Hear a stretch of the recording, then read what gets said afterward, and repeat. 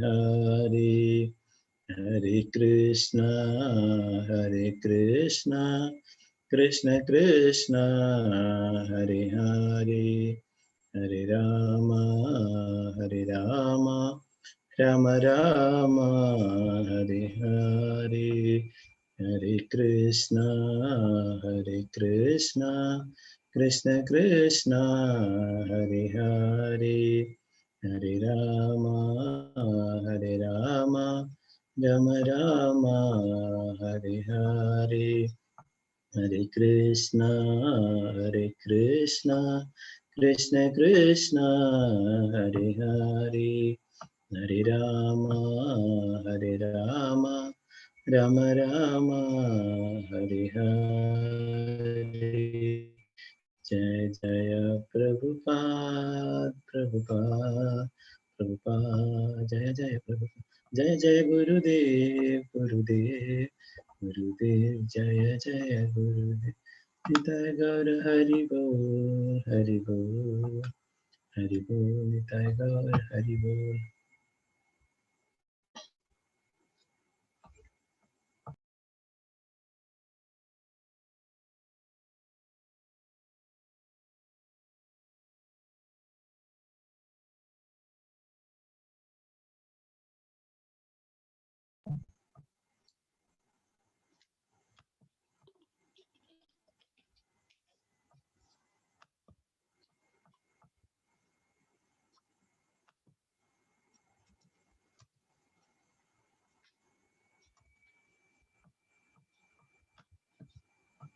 Hare Krishna. Divya screen കാണാലോ അല്ലേ? ഹരേ കൃഷ്ണ. ഹരേ കൃഷ്ണ പ്രഭുജി കാണാം. ഓക്കെ. പിന്നെ സൂര്യമാതാജി ജോയിൻ ചെയ്യുന്നു പറഞ്ഞു. ഇപ്പം ജോയിൻ ചെയ്തില്ല. അത് കിസ് ഒക്കെ ചെയ്യേണ്ടതൊക്കെ പറഞ്ഞു കൊടുക്കാൻ വേണ്ടിയിട്ട് കുറച്ച് കഴിഞ്ഞാൽ ജോയിൻ ചെയ്യുന്നു പറഞ്ഞു. അന്നേരം ഒന്ന് അറിയിക്കണേ. ഹരേ കൃഷ്ണ.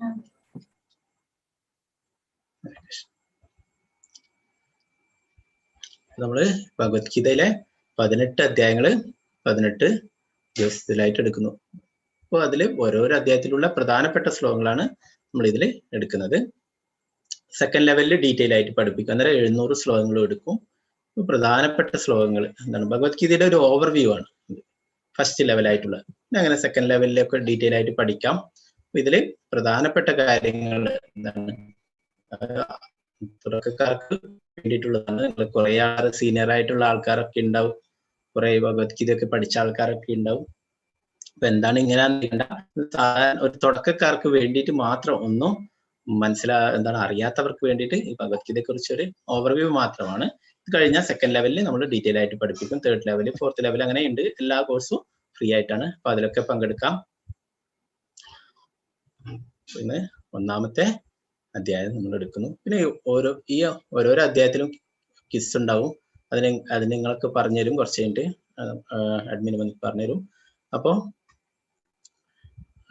അത് നിങ്ങൾ അറ്റൻഡ് ചെയ്യാം. അപ്പൊ നിങ്ങൾക്ക് ദിവസം കഴിഞ്ഞ് കഴിഞ്ഞാൽ സർട്ടിഫിക്കറ്റ് കിട്ടും. എല്ലാം എളുപ്പമായിട്ടുള്ളതാണ്. അപ്പം ഈ കോഴ്സിന്റെ ഭാഗമായിട്ട് എന്താണ് അതൊരു പുസ്തകങ്ങളുണ്ട്. ഭഗവത്ഗീത, പിന്നെ ജപമാല, ജപസഞ്ചി അതൊക്കെ കിട്ടും. അപ്പൊ അതിന്റെ ലിങ്കൊക്കെ നിങ്ങൾക്ക് ഷെയർ ചെയ്യാം. പിന്നെ ഓൺലൈനിലായിട്ടും വായിക്കാൻ നിങ്ങൾക്ക് വേദാബേസ്.com എന്ന സൈറ്റിൽ പോയിട്ട് നിങ്ങൾക്ക് മലയാളത്തിൽ ഭഗവത്ഗീത വായിക്കാൻ സാധിക്കും.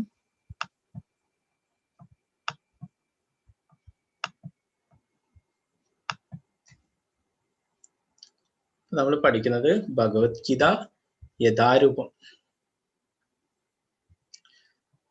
നമ്മുടെ ഫൗണ്ടർ ആചാര്യരായിട്ടുള്ള ഇസ്കോണിന്റെ ഫൗണ്ടർ ആചാര്യരുള്ള എസ് ഭക്തിവേദാന്ത സ്വാമി ശ്രീല പ്രഭുപാദരെ വിവർത്തനം ഭാവാർത്ഥം എഴുതിയിട്ടുള്ള ഭഗവത്ഗീതയാണ് നമ്മൾ പഠിക്കുന്നത്. ഭഗവത്ഗീതക്ക് ധാരാളം ഭാഷ്യങ്ങളുണ്ട്. മലയാളത്തില് കുറേ ഭാഷ്യങ്ങളുണ്ട്. അപ്പൊ എന്താണ് ഓരോരോ ആൾക്കാർ അവരെങ്ങനെയാണ് മനസ്സിലാക്കിയിട്ടുള്ളത് അതിന് അനുസരിച്ചിട്ടാണ് അതിനെ തർജ്ജമ ചെയ്തിട്ടുള്ളത്. അപ്പോ നമുക്ക് അതിൽ നിന്ന് വ്യത്യാസമായിട്ട് ഭഗവാൻ എന്താണോ പറഞ്ഞിരിക്കുന്നത് അത് അതേപടി എന്താണ് എല്ലാവർക്കും മനസ്സിലാകുന്ന രീതിയിൽ വളരെ ലളിതമായ രീതിയിലാണ് പ്രഭുപാദര് ഇത് അവതരിപ്പിച്ചിട്ടുള്ളത്. ഞാനും ഇസ്കോണിൽ വരുന്നതിന്റെ മുന്നേ ധാരാളം ഭഗവത്ഗീതയൊക്കെ വായിച്ചിട്ടുണ്ടായിരുന്നു, പല സംഘടനകളുടെയൊക്കെ. എന്നാൽ അതിൽ നിന്നൊന്നും നമുക്ക് ഒരു ശരിയായിട്ടുള്ള കാര്യം മനസ്സിലാക്കാൻ സാധിച്ചില്ല.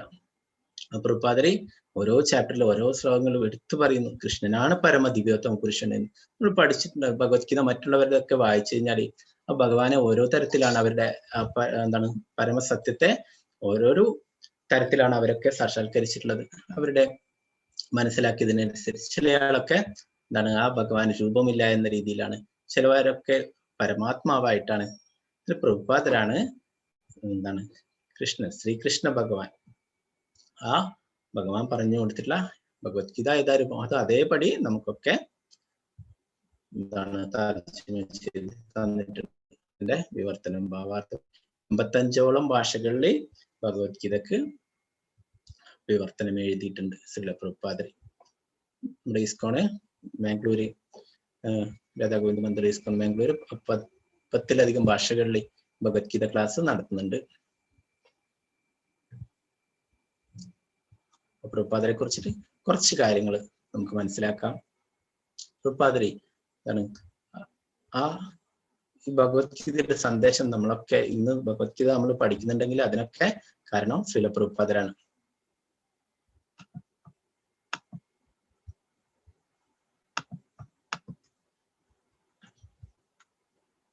ഷോർട്ടായിട്ട് വിളിക്കുന്നതാണ് അഭയ ചരണാരവിന്ദ ഭക്തി വേദാന്ത സ്വാമി പ്രഭുപാദർ എന്നാണ് പ്രഭുപാദരുടെ മുഴുവൻ പേര്.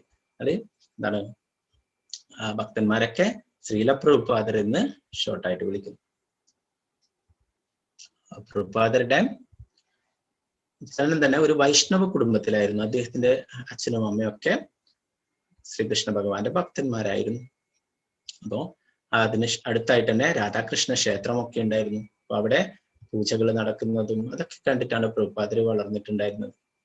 അപ്പോൾ അതുപോലെ തന്നെ ജഗന്നാഥ രഥയാത്ര പ്രഭുപാദര് കാണുകയുണ്ടായി. അപ്പൊ അതൊക്കെ പ്രഭുപാദരുടെ മനസ്സിനെ വളരെയധികം സ്വാധീനിച്ചു. അദ്ദേഹം കുട്ടിക്കാലത്ത് തന്നെ തൻ്റെ അച്ഛനോട് ആവശ്യപ്പെട്ടിട്ടുണ്ടായിരുന്നു. നമ്മൾ കുട്ടികളൊക്കെ പലതരത്തിലുള്ള ടോയ്സിന് ആവശ്യപ്പെടും അല്ലെ. കുട്ടിയായിരിക്കും കാറ് വേണം, ബൈക്ക് വേണം, സൈക്കിൾ വേണം എന്നൊക്കെ പറഞ്ഞാൽ പ്രഭുപാദര് ആവശ്യപ്പെട്ടത് വ്യത്യസ്തമായിട്ടുള്ള ഒരു ആവശ്യമായിരുന്നു. പ്രഭുപാദര് അച്ഛനോട് പറഞ്ഞു, എനിക്ക് എന്താണ് ഭഗവാനെ ഇരുത്തിയിട്ട് എന്താണ് വലിച്ചു കൊണ്ടുപോകാനായിട്ട് ഒരു രഥം ഉണ്ടാക്കി തരണം എന്നാണ് പറഞ്ഞത്. 5 വയസ്സുള്ള സമയത്ത് പറഞ്ഞിട്ടുണ്ടായിരുന്നു. എന്നാൽ ആ വൈഷ്ണവനായിട്ടുള്ള ആ പിതാവ് ആ പ്രഭുപാദരുടെ ആഗ്രഹം സാധിച്ചു കൊടുക്കുകയുണ്ടായി. അദ്ദേഹത്തിന് ഒരു മരത്തിനെ കൊണ്ട് ഒരു രഥമൊക്കെ ഉണ്ടാക്കി കൊടുക്കുകയും അപ്പൊ ആ രഥം വലിച്ചിട്ട് എന്താ കൂട്ടുകാരെയൊക്കെ കൂട്ടി വന്നിട്ട് രഥത്തിൽ ഭഗവാനെ ഒക്കെ ഇരുത്തിയിട്ട് ആ രഥം വലിച്ചു കൊണ്ടുപോവുകയും എല്ലാവർക്കും കൂട്ടുകാർക്കൊക്കെ പ്രസാദം കൊടുക്കുകയും ഭഗവാന്റെ കീർത്തനങ്ങൾ പാടുകയും ഒക്കെ ചെയ്തിരുന്നു ഈ കുട്ടിയായിരിക്കുന്ന സമയത്ത് തന്നെ. പ്രഭുപാദരുടെ ആ പരിശീലനമായിരുന്നു. പ്രഭുപാദരാണ് പിന്നീട് ഈ ജഗന്നാഥപുരിയിൽ മാത്രം അറിയപ്പെട്ടിരുന്ന ആ ജഗന്നാഥ രഥോത്സവം ലോകം മുഴുവൻ എത്തിച്ചു. എല്ലാ രാജ്യങ്ങളും 200ഓളം രാജ്യങ്ങളിലും ജഗന്നാഥ രഥയാത്ര നടത്തുന്നുണ്ട് ലോകത്ത് മുഴുവനായിട്ട്.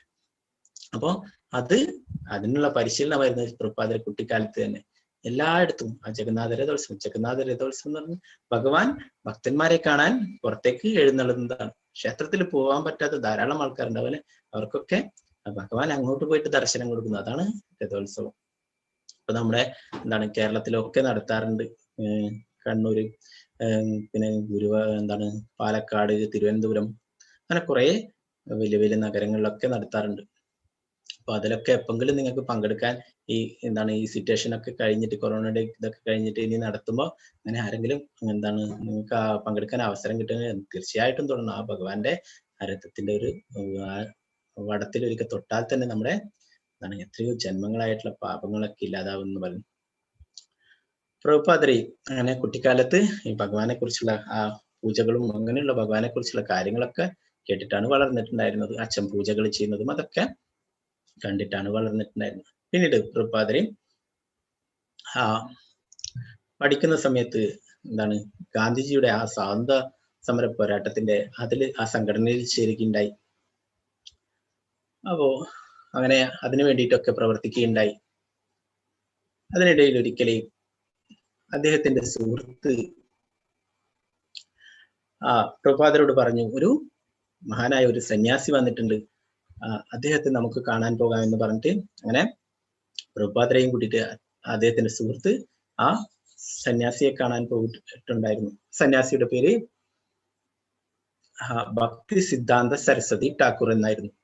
അപ്പൊ അദ്ദേഹം കുറെ ആൾക്കാർ അവിടെ പ്രഭാഷണം കേൾക്കാൻ വന്നിട്ടുണ്ടായിരുന്നു. അവർക്കൊക്കെ പ്രഭാഷണങ്ങൾ, കുറെ കാര്യങ്ങളൊക്കെ പറഞ്ഞു കൊടുത്തു. അപ്പൊ അതിനുശേഷം ചോദ്യോത്തരം ഉണ്ടായിരുന്നു. അപ്പൊ ആർക്കെങ്കിലും എന്തെങ്കിലും സംശയങ്ങളൊക്കെ ഉണ്ടെങ്കിൽ ചോദിക്കാം എന്ന് പറഞ്ഞു. അപ്പൊ ആ ഗുരുവിനോട് പ്രഭുപാദരെ ചോദിക്കുകയുണ്ടായി, നമുക്കിപ്പോ എന്താണ് ഈ ഭക്തി സിദ്ധാന്ത സരസ്വതി പറഞ്ഞ കാര്യങ്ങളൊക്കെ കുറെ ഭക്തിയെ കുറിച്ചൊക്കെയാണ് പറഞ്ഞിട്ടുണ്ടായിരുന്നത്. നമ്മൾ ഭക്തി ചെയ്യേണ്ടതിനെ പറ്റിയും ഭഗവത്ഗീത പഠിക്കുന്നതിനെ കുറിച്ചും ഭാഗവതം പഠിക്കുന്നതിനെ പറ്റിയൊക്കെ. അപ്പൊ ഇതൊക്കെ കേട്ടതിന് ശേഷം പ്രഭുപാദര് ചോദിക്കുകയുണ്ടായി, നമുക്കിവിടെ അത്യാവശ്യമായിട്ടുള്ളത് വേണ്ടുന്നത് സ്വാതന്ത്ര്യമാണ്. അതിനു വേണ്ടിയിട്ടാണ് നമ്മളിപ്പോൾ പോരാടേണ്ടത്. അല്ലാതെ ഭക്തിയൊക്കെ പിന്നീട് ചെയ്യേണ്ടതാണ്. ഇതൊക്കെ ഈ ഗ്രന്ഥങ്ങൾ പ്രചരിപ്പിക്കുന്നതൊക്കെ പിന്നീട് ചെയ്യേണ്ടതല്ലേ എന്ന് ചോദിക്കുകയുണ്ടായി. അപ്പൊ ആ ഗുരു പറഞ്ഞു കൊടുക്കുകയുണ്ടായി. ഗുരു പറഞ്ഞു, ഇപ്പോഴും നിങ്ങൾ പറയുന്നത് ഈ ഭാരതത്തിന് സ്വാതന്ത്ര്യം നേടിത്തരാൻ വേണ്ടിയിട്ടാണ് അല്ലെ. അപ്പൊ ഞാൻ ചെയ്യുന്ന പ്രക്രിയ ഈ ലോകത്തിന് തന്നെ സ്വാതന്ത്ര്യം നേടിത്തരാനുള്ള ഉതകുന്ന പ്രക്രിയയാണ് ഞാൻ ചെയ്യാൻ നിങ്ങളോട് പറയുന്നത്. ഈ ലോകത്തിന് തന്നെ സ്വതന്ത്രമാക്കാൻ വേണ്ടിയിട്ടുള്ളതാണ്. ഭക്തി സിദ്ധാന്ത സരസ്വതി പറഞ്ഞു കൊടുക്കുകയുണ്ടായി, എന്താണ് നമ്മുടെ ഉള്ളിൽ നിന്നാണ് സ്വാതന്ത്ര്യം ഉണ്ടാകേണ്ടത്. ഓരോരാളുടെ ഉള്ളിൽ തന്നെയാണ് സ്വാതന്ത്ര്യം ഉണ്ടാകുന്നത്. നമ്മൾ ഒക്കെ ഈ ഭൗതിക ലോകത്തിൽ പെട്ടിട്ടുള്ള ജന്മ മൃത്യു ജരാവ്യാധി, എല്ലാവരും ജനിക്കുന്നു, എല്ലാവരും പ്രായമാവുന്നു, രോഗങ്ങൾ വരുന്നു, എല്ലാവരും മരിക്കുന്നു. ഇതിൽ നിന്ന് മോചനമാണ് വേണ്ടത്. അതാണ് യഥാർത്ഥ മോചനം. ആ സ്വാതന്ത്ര്യത്തിന് വേണ്ടിയിട്ടാണ് ഞാൻ പരിശ്രമിക്കുന്നത്. അപ്പോൾ എൻ്റെ ഇതിലേക്ക് നിങ്ങളും പങ്കാളികളാവണം, എന്നെ സഹായിക്കണം ഈ കാര്യത്തിൽ എന്ന് പറഞ്ഞിട്ട് ആ ഭക്തി സിദ്ധാന്ത സരസ്വതി പറഞ്ഞു കൊടുക്കുകയുണ്ടായി. എല്ലാവരും ഒരു തരത്തിലല്ല മറ്റൊരു തരത്തില് ഇവിടെ തടവറയിലാണുള്ളത് എന്ന് പറഞ്ഞു. ജന്മമൃത്യു ജരാവ്യാധി കാമക്രോധ ലോഭം മത മാത്സര്യം, അങ്ങനെ കുറെ ആ കാര്യങ്ങൾ നമ്മൾ തടവറയിലാണ് ഉള്ളതെന്ന് പറഞ്ഞു. അപ്പൊ ഇതിൽ നിന്ന് മോചനമാണ് നമുക്ക് വേണ്ടത്. ഈ ലോകത്തിന് മുഴുവൻ യഥാർത്ഥ ജ്ഞാനം പകർന്നു കൊടുത്തിട്ട് അവരെയൊക്കെ ഈ ഭൗതിക ലോകത്ത് നിന്ന് തന്നെ മോചിപ്പിക്കാൻ വേണ്ടിയിട്ടുള്ള പ്രക്രിയയാണ് ഞാൻ ചെയ്യുന്നത് എന്ന് പറഞ്ഞു. അപ്പൊ അങ്ങനെ പ്രഭുപാദർക്ക് ആ കാര്യങ്ങൾ പ്രഭുപാദരോട് പറഞ്ഞു, ഈ ഭരണാധികാരികൾ മാറും. ആദ്യം രാജാക്കന്മാർ ഭരിച്ചിട്ടുണ്ടായിരുന്നു, പിന്നീട് മുഗളന്മാർ വന്നു, പിന്നെ ഇപ്പൊ ബ്രിട്ടീഷുകാർ ഭരിക്കുന്നുണ്ടായിരുന്നു ആ സമയത്ത്. പിന്നെയോ അത് കഴിഞ്ഞാൽ ഇനിയും വേറെ ഭരണാധികാരികളും. എന്നാലേ മാറ്റം വരേണ്ടത് നമ്മുടെ ഓരോരാളുടെ ഉള്ളിൽ നിന്ന് തന്നെയാണ്. അങ്ങനെയാണെങ്കിൽ എല്ലാം സമൂഹം മൊത്തം മാറും. അങ്ങനെ പറഞ്ഞു കൊടുക്കുകയുണ്ടായി. പ്രഭുപാദർക്ക് അത് വളരെ ഇഷ്ടപ്പെട്ടു. പ്രഭുപാദർ ആ ഉപദേശങ്ങൾ സ്വീകരിച്ചു. പിന്നീട് പ്രഭുപാദർ അദ്ദേഹത്തിന്റെ പ്രഭാഷണങ്ങളൊക്കെ കേൾക്കുകയുണ്ടായി. പ്രഭുപാദരോട് അദ്ദേഹം പറയുകയുണ്ടായി, പ്രഭുപാദർക്ക് ഇംഗ്ലീഷിന് നല്ല പരിജ്ഞാനം ഉണ്ടായിരുന്നു. പ്രഭുപാദരോട് പറഞ്ഞു, നീ രണ്ട് കാര്യങ്ങൾ എനിക്ക് വേണ്ടി ചെയ്യണം. ഒന്ന്, നിനക്ക് ഇംഗ്ലീഷിന് നല്ല പരിജ്ഞാനം ഉണ്ട്, അതുകൊണ്ട് നീ ഈ ഭഗവത്ഗീതയുടെ സന്ദേശങ്ങൾ, ഭാഗവതത്തിന്റെ സന്ദേശങ്ങൾ ലോകം മുഴുവൻ പോയി പ്രചരിപ്പിക്കണം. അമേരിക്ക പോലുള്ള നാടുകളിൽ പോയിട്ട് പ്രചരിപ്പിക്കണം എന്ന് പറയുകയുണ്ടായി. പിന്നെയോ നിനക്ക് എപ്പോഴെങ്കിലും പൈസ ലഭിക്കുകയാണെങ്കിൽ നീ ഈ ഗ്രന്ഥങ്ങൾ അച്ചടിച്ച് വിതരണം ചെയ്യണം എന്ന് പറയുകയുണ്ടായി. രണ്ട് കാര്യങ്ങളാണ് പ്രഭുപാദരോട് ഗുരു പറഞ്ഞിട്ടുണ്ടായത്. അദ്ദേഹം അത് വളരെ ഗൗരവത്തിൽ എടുക്കുകയുണ്ടായി. അതിനു വേണ്ടിയിട്ട് പരിശ്രമങ്ങൾ നടത്തുകയുണ്ടായി. പ്രഭുപാദരെ ചെറിയ ചെറിയ സംരംഭങ്ങളൊക്കെ ഇന്ത്യയിൽ തുടങ്ങുകയുണ്ടായി. ലീഗ് ഓഫ് ഡിവോട്ടീസ് എന്ന് പറഞ്ഞിട്ട് ജാൻസിയിൽ ഒരു ചെറിയ സംരംഭം തുടങ്ങുകയുണ്ടായി. എന്നാൽ അതൊന്നും അത്ര കണ്ട് വിജയിച്ചില്ല. അപ്പോ പ്രത്യേകിച്ചും ഈ ഇന്ത്യയിലുള്ള അവർ എല്ലാവർക്കും നമുക്കറിയാം, നമ്മൾ ഭാരതത്തില് കുറച്ച് കാര്യങ്ങളൊക്കെ അറിയാം അല്ലെ.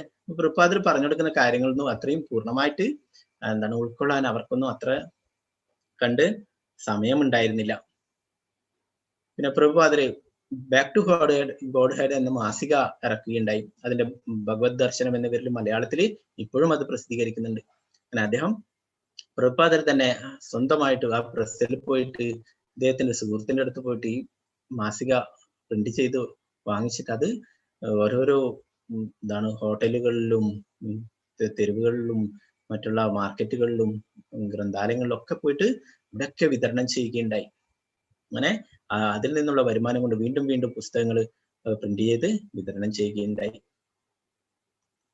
പ്രഭുപാദര് അത് ഗുരുവിന്റെ നല്ല രണ്ട് കാര്യങ്ങളാണ് പറഞ്ഞിട്ട് അതിന് വേണ്ടിയിട്ടുള്ള പരിശ്രമമായിരുന്നു. പിന്നീട് അങ്ങനെ പ്രഭുപാദര് 1965 അദ്ദേഹം അമേരിക്കയിലേക്ക് പോവുകയുണ്ടായി, ഒരു ചരക്ക് കപ്പലിൽ. അതിനു വേണ്ടിയിട്ട് അദ്ദേഹം അതിന്റെ പെർമിഷൻ ലഭിക്കാനായിട്ട് ധാരാളം കാലം ഡൽഹിയിൽ പോയിട്ട് ആ അമേരിക്കൻ എംബസിയിൽ പോയിട്ട് അവരോടൊക്കെ ഉദ്യോഗസ്ഥന്മാരോടൊക്കെ ആവശ്യപ്പെടുകയുണ്ടായി ആ പെർമിഷൻ ലഭിക്കാൻ വേണ്ടിയിട്ട്. എന്നാൽ അവരൊന്നും കൊടുത്തില്ല. എന്താ കാരണം? പ്രഭുപാദർക്ക് അമേരിക്കയിൽ പോകുന്ന ആ സമയത്ത് 70 വയസ്സായിരുന്നു പ്രായം. 70 വയസ്സുള്ള ഒരു പ്രായമായുള്ള ആൾ ഒറ്റയ്ക്ക് അമേരിക്ക പോലുള്ള രാജ്യത്ത് ആരും പരിചയമില്ലാത്ത ഉള്ള ആളുള്ള, പിന്നെയോ അവിടുത്തെ കാലാവസ്ഥ അറിയാല, വളരെ തണുപ്പാണ്. ഈ എന്താണ് ഈ പ്രായമായ അവസ്ഥയിൽ അതൊക്കെ അതിജീവിക്കല് വളരെ പ്രയാസമാണ്. അതുകൊണ്ട് തന്നെ അവര് ആ ആവശ്യങ്ങളൊക്കെ അവര് നിഷേധിക്കേണ്ട. അങ്ങനെ എല്ലാ ദിവസവും അവരോട് പോയി പറഞ്ഞ് അവസാനം അവർക്ക് പെർമിഷൻ കൊടുക്കുകയുണ്ടായി. പ്രഭുപാദർക്ക് ചരക്ക് കപ്പലിലാണ് പോയിട്ടുണ്ടായിരുന്നത്. അപ്പോ 1.5 മാസത്തോളം എത്തി കൽക്കട്ടയിൽ നിന്നും ആ ചരക്ക് കപ്പല് അമേരിക്കയിൽ എത്താൻ വേണ്ടിയിട്ട്. അതിനിടയിൽ പ്രഭുപാദർ ഇവിടെ വന്നിട്ടുണ്ടായിരുന്നു, നമ്മുടെ കേരളത്തില് കൊച്ചിയില് ഒരു ദിവസം ആ കൽക്കട്ടയിൽ നിന്നും കപ്പൽ പുറപ്പെട്ടിട്ട് ഒരു ദിവസം കൊച്ചിയിലുള്ള ആ അന്ന കാലത്ത് മട്ടാഞ്ചേരി ആയിരുന്നു അവിടെ തുറമുഖം ഉണ്ടായിരുന്നത്. അപ്പൊ അവിടെ പ്രഭുപാദരുടെ പുറപ്പെട്ടിട്ടുണ്ടായിരുന്ന ജലദൂത എന്ന ചരക്ക് കപ്പല് അവിടെ ഒരു ദിവസം നിന്നിട്ടുണ്ടായിരുന്നു. പ്രഭുപാദർക്ക് ഭഗവത്ഗീത ഭാഗവതം പ്രിന്റ് ചെയ്തിട്ട് ബോംബെയിൽ നിന്ന് ലഭിക്കാനുണ്ടായിരുന്നു. അതിനു വേണ്ടിയിട്ട് വെയിറ്റ് ചെയ്തിട്ടുണ്ടായിരുന്നു ഒരു ദിവസം. അപ്പൊ കേരളത്തെയും പ്രഭുപാദർ വളരെ ഇഷ്ടപ്പെട്ടിരുന്നു. കേരളത്തിലെ ആൾക്കാരൊക്കെ വളരെ ഹെൽത്തിയാണ്, എല്ലാം നല്ല സന്തോഷവാന്മാരാണ് എന്നൊക്കെ പറയുകയുണ്ടായി. കേരളത്തിലെ എന്താണ് ആ വലിയ ബനാനയൊക്കെ ലഭിക്കും അങ്ങനെയൊക്കെ പറഞ്ഞിട്ട് കേരളത്തെ കുറിച്ച് കുറെ കാര്യങ്ങൾ പ്രഭുപാദർ പറയുകയുണ്ടായി. കേരളം വളരെ ഇഷ്ടപ്പെട്ടിട്ടുണ്ടായിരുന്നു. അപ്പൊ അതിന്റെ ഓർമ്മക്കായിട്ട് അവിടെ ഭക്തന്മാര് അവിടെ ഒരു സ്തൂപമൊക്കെ ആക്കിയിട്ടുണ്ട്. ഇങ്ങനെയൊക്കെ പോയാൽ ഇപ്പോഴും കാണാൻ സാധിക്കും. അങ്ങനെ പ്രഭുപാദര് 1.5 മാസത്തോളം എടുത്തിട്ട് ചരക്ക് കപ്പലില് അമേരിക്കയിൽ എത്തിയിട്ടുണ്ടായിരുന്നു. അപ്പോ അതിനിടയിൽ 2 പ്രാവശ്യം അദ്ദേഹത്തിന് ഹൃദയാഘാതം ഉണ്ടായി. എന്നാൽ അതിനെയൊക്കെ അതിജീവിച്ചിട്ട് അദ്ദേഹം ഭഗവാനോട് പ്രാർത്ഥിച്ചു. ഭഗവാന്റെ സന്ദേശങ്ങൾ പ്രചരിപ്പിക്കാൻ വേണ്ടിയിട്ട് അദ്ദേഹം അവിടെ അതിൽ നിന്നും ഒരു ഭഗവാനോട് ഒരു പ്രാർത്ഥന എഴുതി. ഭഗവാനെ, അങ്ങയുടെ കയ്യിലെ വെറും ഒരു പാവയാണ് ഞാൻ, അങ്ങക്ക് എന്ത് വേണമെങ്കിലും എന്നെ കൊണ്ട് ചെയ്യിക്കാം. അങ്ങ് ആഗ്രഹിക്കുന്നു ഈ ഇവിടെയുള്ള ജനങ്ങളൊക്കെ ഈ കൃഷ്ണാവബോധം ഇത് സ്വീകരിക്കണം, അങ്ങയുടെ സന്ദേശങ്ങൾ സ്വീകരിക്കണം എന്ന് അങ്ങ് ആഗ്രഹിക്കുന്നുണ്ടെങ്കിൽ അവർക്കൊക്കെ ഇത് മനസ്സിലാക്കാനുള്ള കഴിവ് കൊടുക്കണം എന്ന് ഭഗവാനോട് പ്രാർത്ഥിക്കുന്നുണ്ട്. എനിക്ക് യാതൊരു യോഗ്യതയുമില്ല, എനിക്ക് യാതൊരു കഴിവുമില്ല, ഞാൻ അങ്ങയുടെ കയ്യിലെ വെറും പാവയാണ്, അങ്ങക്ക് എന്ത് വേണമെങ്കിലും എന്നെ കൊണ്ട് ചെയ്യിക്കാമെന്ന് പ്രഭുപാദര് ആ ഭഗവാന്റെ അടുത്ത് പ്രാർത്ഥിക്കുന്നുണ്ടായി. അപ്പൊ അങ്ങനെ പ്രഭുപാദര് അവിടെ അമേരിക്കയിലെ ബോസ്റ്റണില് അവിടെ കപ്പലിറങ്ങി. എവിടെ ആരും പരിചയമുള്ള ആളില്ല. എല്ലായിടത്തും നോക്കുമ്പോൾ വലിയ വലിയ ബിൽഡിങ്ങുകളും ഒക്കെ എല്ലാം കൊണ്ട് സമ്പന്നമായിരിക്കുന്ന രാജ്യമാണ് അല്ലെ. ഇന്ത്യയില് ഈ ഭഗവത്ഗീത ഭാഗവതം പറഞ്ഞു കൊടുക്കാൻ ശ്രമിച്ചിട്ടുണ്ടെ ആൾക്കാർക്ക് അത് വേണ്ട അല്ലെ, അവർക്ക് അത് സ്വീകരിക്കാനുള്ള മനസ്സില്ല. അപ്പോഴാണോ വിദേശത്ത് എല്ലാം കൊണ്ടും സമ്പന്നമായി യാതൊരു വിഷമമില്ലാത്ത എന്താണ് എല്ലാവരും എല്ലാ തരത്തിലും എൻജോയ് ചെയ്യുന്ന അവിടെ പോയിട്ട് ഈ ഭഗവത്ഗീതയുടെ സന്ദേശങ്ങൾ പറഞ്ഞു കൊടുക്കുക എന്നുള്ളത് പ്രഭുപാദർക്ക് അവര് എന്താണ് അത്രയും വിഷമം പിടിച്ച കാര്യം തന്നെയായിരുന്നു. പ്രഭുപാദരെ അങ്ങനെ ഒറ്റയ്ക്ക് കർത്താൽ മുട്ടിയിട്ട് ആ തെരുവിലൂടെയൊക്കെ ഹരേ കൃഷ്ണ കൃഷ്ണ കൃഷ്ണ ഹരേ ഹരേ ഹരേ രാമ രാമ രാമ ഹരേ ഹരേ അങ്ങനെ ആ കർത്താൽ മുട്ടിയിട്ട് അങ്ങനെ തെരുവിലൂടെ ഒറ്റയ്ക്ക് ഭഗവാന്റെ തിരുനാമം ജപിച്ചുകൊണ്ട് സങ്കീർത്തനം ചെയ്തുകൊണ്ട് പോവുകയുണ്ടായി. അങ്ങനെ ക്രമേണ അതൊക്കെ ശ്രദ്ധിക്കാൻ തുടങ്ങി. ഇന്ത്യയിൽ നിന്നൊരു സ്വാമി എന്താണ് ഇന്ത്യയിൽ നിന്ന് കുറെ ആൾക്കാർ പോയിട്ടുണ്ടായിരുന്നു അമേരിക്കയിലൊക്കെ. എന്നാൽ അവരൊക്കെ അവിടെയുള്ള സാഹചര്യത്തിനൊത്തിട്ട് അവരൊക്കെ മാറുകയുണ്ടായി. അവരെ വേഷമൊക്കെ മാറ്റുകയുണ്ടായി, അവരെ ആ ജീവിത രീതിയൊക്കെ മാറ്റുകയുണ്ടായി. എന്നാൽ പ്രഭുപാദരെ ഒന്നും മാറ്റിയില്ല. ഒരു എന്താണ് കാവി ഒരു ധോത്തിയും ഇതൊക്കെ എടുത്തിട്ടുള്ള അതേ വേഷത്തിൽ തന്നെയായിരുന്നു. അപ്പൊ ആടെയുള്ള ആൾക്കാരൊക്കെ പരിഹസിക്കാനൊക്കെ തുടങ്ങി. എങ്ങനെ അവിടെയൊക്കെ ഇത് അതിന്റെ വില അറിയില്ല അല്ലെ, കാവ്യയുടെ വില അറിയില്ല. അപ്പൊ അവരൊക്കെ ഒരു അത്രയും മോശപ്പെട്ട രീതിയിലൊക്കെ പ്രഭുപാദരെയൊക്കെ അങ്ങനെ സംസാരിക്കുക. എന്നാൽ പ്രഭുപാദർ അതൊന്നും യാതൊരു കാര്യമാക്കിയില്ല. പ്രഭുപാദരുടെ ഉദ്ദേശം ആ ഗുരുവിന്റെ അത് വാക്കുകൾ പ്രാവർത്തികമാക്കുക, അതിനു വേണ്ടിയിട്ടായിരുന്നു. പ്രഭുപാദരെ ഒറ്റയ്ക്ക് സങ്കീർത്തനം ചെയ്ത് പിന്നീട് അതിൽ കുറെ ആൾക്കാരൊക്കെ വരാൻ തുടങ്ങി. കുറെ ആൾക്കാർ അവിടെയുള്ളവരൊക്കെ മദ്യവും മയക്കുമരുന്നും അങ്ങനെ കുത്തഴിഞ്ഞ് ജീവിതമൊക്കെ നയിക്കുന്ന ആ സമയത്താണ് പ്രഭുപാദരെ അവിടെയൊക്കെ എത്തിയിട്ടുണ്ടായിരുന്നത്. അങ്ങനെ പ്രഭുപാദരുടെ ആ സങ്കീർത്തനത്തില് അതിൽ ആകൃഷ്ടരായിട്ട് അവിടെയുള്ള ആൾക്കാരൊക്കെ ബാറിലൊക്കെ മദ്യപിക്കുന്നവരൊക്കെ ഇതിന്റെ കൂടെ നൃത്തം ചെയ്യാൻ തുടങ്ങി. അങ്ങനെ ക്രമേണ അവരെ ഭഗവാന്റെ ആ തിരുനാമത്തിന്റെ കൂടെ നൃത്തം ചെയ്തു. അവരുടെ ഉള്ളിലുള്ള ആ പാപങ്ങളൊക്കെ ഇല്ലാതായി. ആ സമയം തന്നെ അങ്ങനെ ക്രമേണ അവരൊക്കെ ഭക്തന്മാരായി മാറുകയുണ്ടായി. പ്രഭുപാദർ അവർക്കൊക്കെ സ്വന്തം കൈകൊണ്ട് ഭഗവാന് നിവേദ്യങ്ങൾ ഉണ്ടാക്കിയിട്ട് അത് പ്രസാദം അവർക്കൊക്കെ വിതരണം ചെയ്യുകയുണ്ടായി. പ്രഭുപാദർ ആദ്യം മാറ്റിയെടുത്തത് അവിടെ അമേരിക്കയിലുള്ള ഹിപ്പികൾ എന്ന വർഗത്തെയായിരുന്നു. ഹിപ്പികൾ എന്ന് പറയുന്നത് സമൂഹം പുറന്തള്ളിയവരായിരുന്നു. മദ്യവും മയക്കുമരുന്നും ഒക്കെ അടിച്ച് കുത്തഴിഞ്ഞ് ജീവിതം നയിക്കുന്ന 15, 16, 20 ഒക്കെ വയസ്സുള്ള യുവാക്കൾ. അവരെ സമൂഹം തള്ളിയ ആൾക്കാരായിരുന്നു. ആർക്കും വേണ്ടാത്ത ആൾക്കാർ. അവരെയാണ് പ്രഭുപാദർ ആദ്യം ഏറ്റെടുത്ത് അവരെയൊക്കെ ഭഗവാന്റെ പ്രിയ ഭക്തന്മാരാക്കി മാറ്റിയത്. അവർക്കൊക്കെ ഭഗവത് പ്രസാദം കൊടുത്തു. അവർക്കൊക്കെ ഭഗവത്ഗീതയുടെ സന്ദേശങ്ങൾ പറഞ്ഞു കൊടുത്തു. ക്രമേണ അവരൊക്കെ മാറി. എല്ലാ ദുശീലങ്ങളും വിട്ട് ഭഗവാന്റെ പ്രിയ ഭക്തന്മാരാകുകയുണ്ടായി. പിന്നീട് പ്രഭുപാദരെ കുറിച്ച് അവിടുത്തെ പ്രശസ്ത സംഗീതജ്ഞൻ ജോർജ് ഹാരിസൺ അറിയുകയുണ്ടായി. ജോർജ് ഹാരിസൺ പ്രഭുപാദരെ സമീപിക്കും, ഒരു ആൽബം ചെയ്യാം, ഹരേ കൃഷ്ണ മഹാമന്ത്രം ചൊല്ലിക്കൊണ്ട് ആൽബം ചെയ്തു കൊടുക്കുകയുണ്ടായി പ്രഭുപാദർക്ക്. പ്രഭുപാദർ 108 രാധാകൃഷ്ണ ക്ഷേത്രങ്ങൾ നിർമ്മിക്കുകയുണ്ടായി. ഇതിനിടയിൽ ഇന്ന് ആയിരക്കണക്കിന് ക്ഷേത്രങ്ങളുണ്ട് ഇസ്കോണിന് ലോകം മുഴുവനായിട്ട്. ആയിരക്കണക്കിന് പുസ്തകങ്ങൾ പ്രഭുപാദർ വിവർത്തനം ചെയ്യുകയുണ്ടായി, സംസ്കൃതത്തിൽ നിന്നും ബംഗാളിയിൽ നിന്നൊക്കെ. സമൂഹത്തിലെ ഉന്നതരായ വ്യക്തികളോടൊക്കെ എന്താണ് ആ ഭഗവത്ഗീത എല്ലാവരും സമൂഹത്തിൽ എല്ലാവർക്കും ആ സന്ദേശം എത്തിക്കേണ്ട പ്രാധാന്യത്തെ കുറിച്ചൊക്കെ പറഞ്ഞു കൊടുക്കുന്നത്. നമ്മുടെ ഇന്ത്യയിലും എന്താണ് ഇന്ദിരാഗാന്ധിയെയും നെഹ്റുവിനെ ഒക്കെ കണ്ടിട്ട് പ്രഭുപാദർ, ഡോക്ടർ രാധാകൃഷ്ണൻ അവരൊക്കെ കണ്ടിട്ട് പ്രഭുപാദർ പറഞ്ഞിട്ടുണ്ടായിരുന്നു, നമ്മുടെ എല്ലാവരും കുട്ടികളായിരിക്കുന്ന സമയത്ത് തന്നെ വിദ്യാഭ്യാസത്തിന്റെ ഭാഗമായിട്ട് ഭഗവത്ഗീത ഒക്കെ പഠിപ്പിക്കണം എന്നൊക്കെ ആവശ്യപ്പെടുകയുണ്ട്. വിദേശ രാജ്യങ്ങളിലൊക്കെ എന്താണ് ആ സിലബസിന്റെ ഭാഗമായിട്ട് ഭഗവത്ഗീത പഠിപ്പിക്കുന്നുണ്ട്. അല്ലെ, നമ്മുടെ ഇവിടെയുള്ള ആ സനാതന സംസ്കാരം അത് മനസ്സിലാക്കാൻ എന്താണ് നമുക്ക് സാഹചര്യമില്ല അല്ലെ ഭാരതത്തിൽ. അതാണ്. അപ്പം അതുകൊണ്ട് തന്നെയാണ് പ്രഭുപാദരുടെ ഗുരു പറഞ്ഞിട്ടുള്ളത് ഈ സന്ദേശം അമേരിക്കയിൽ പ്രചരിപ്പിക്കാൻ വേണ്ടിയിട്ട്. നമ്മളെല്ലാവരും കോപ്പി ചെയ്യുന്നതാ, ആ ഫോറിനേഴ്സിനെ ഒക്കെ കോപ്പി ചെയ്യുന്ന അല്ലെ. അവരെ ധരിക്കുന്ന പോലെ വസ്ത്രം ധരിക്കും, അവരെ പോലെ എന്താണ് ഭക്ഷണ രീതികൾ അനുകരിക്കും, എല്ലാം ചെയ്യും അല്ലെ. അപ്പൊ അവര് വന്നിട്ട് നമുക്ക് ഈ ഭഗവത്ഗീതയും ഭാഗവതം ഒക്കെ പറഞ്ഞു തരണം, എന്നാലും നമ്മൾ സ്വീകരിക്കുന്നു.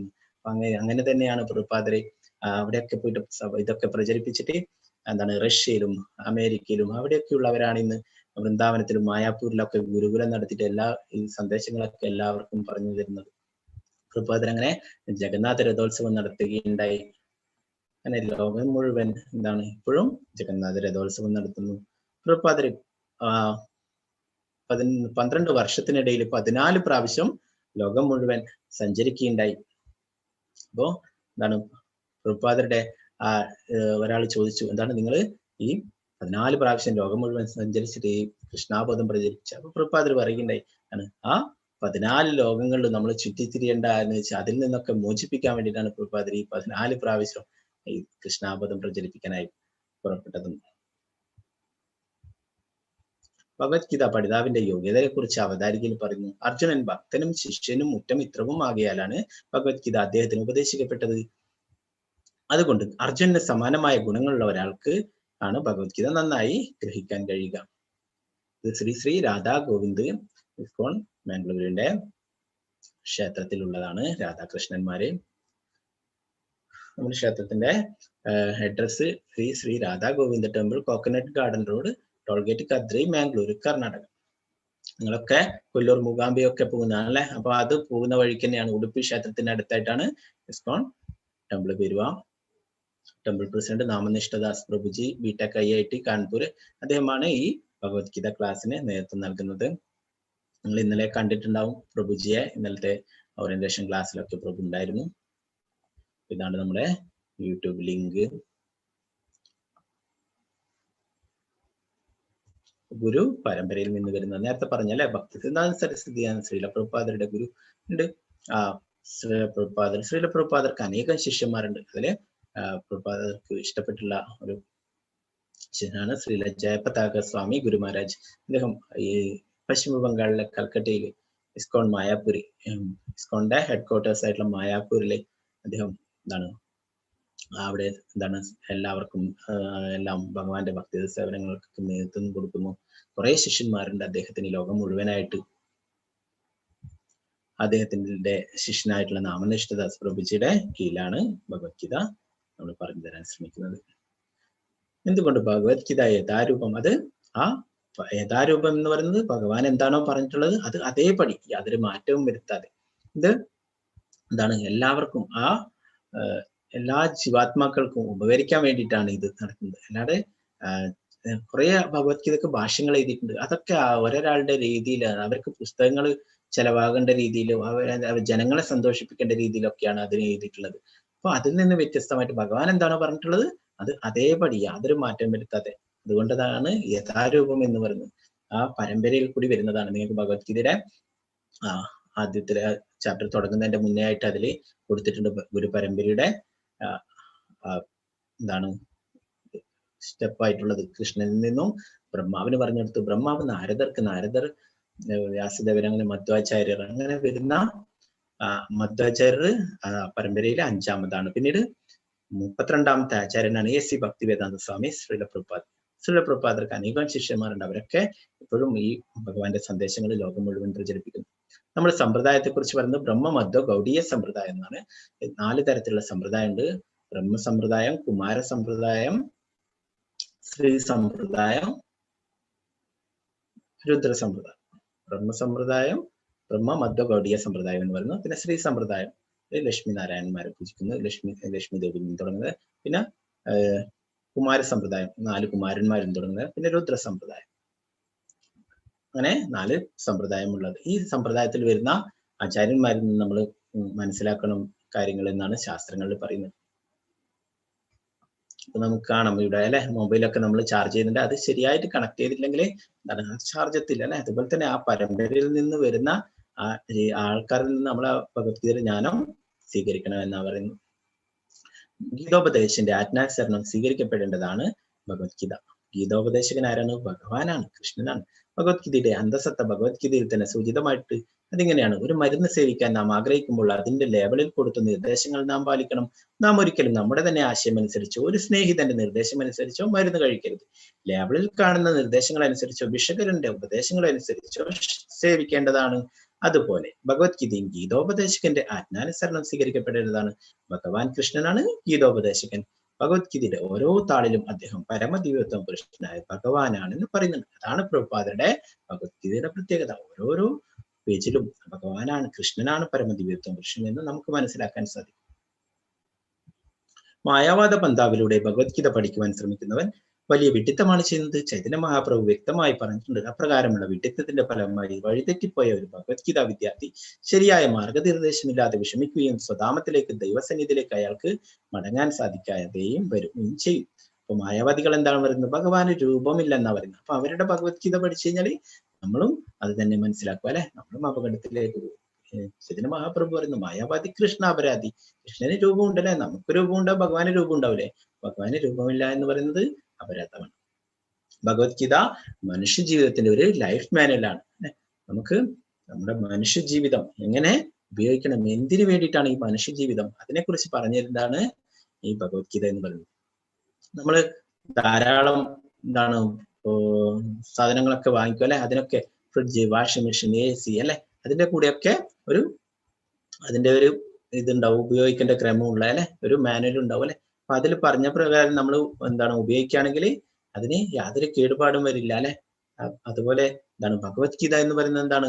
മനുഷ്യജീവിതം. നമ്മുടെ ഈ മനുഷ്യജീവിതം എന്തിനു വേണ്ടിയിട്ടുള്ളതാണ്, എങ്ങനെ ഉപയോഗിക്കണം, അതിനെക്കുറിച്ച് പറഞ്ഞു തരുന്നതാണ് ഭഗവത്ഗീത. അപ്പൊ അത് പഠിക്കാത്തത് കൊണ്ടാണ് നമ്മുടെ ഈ സമൂഹത്തില് പലതരത്തിലുള്ള എന്താണ് വിഷമങ്ങളും എന്താണ് അക്രമങ്ങളും മറ്റും എല്ലാം ഉണ്ട്.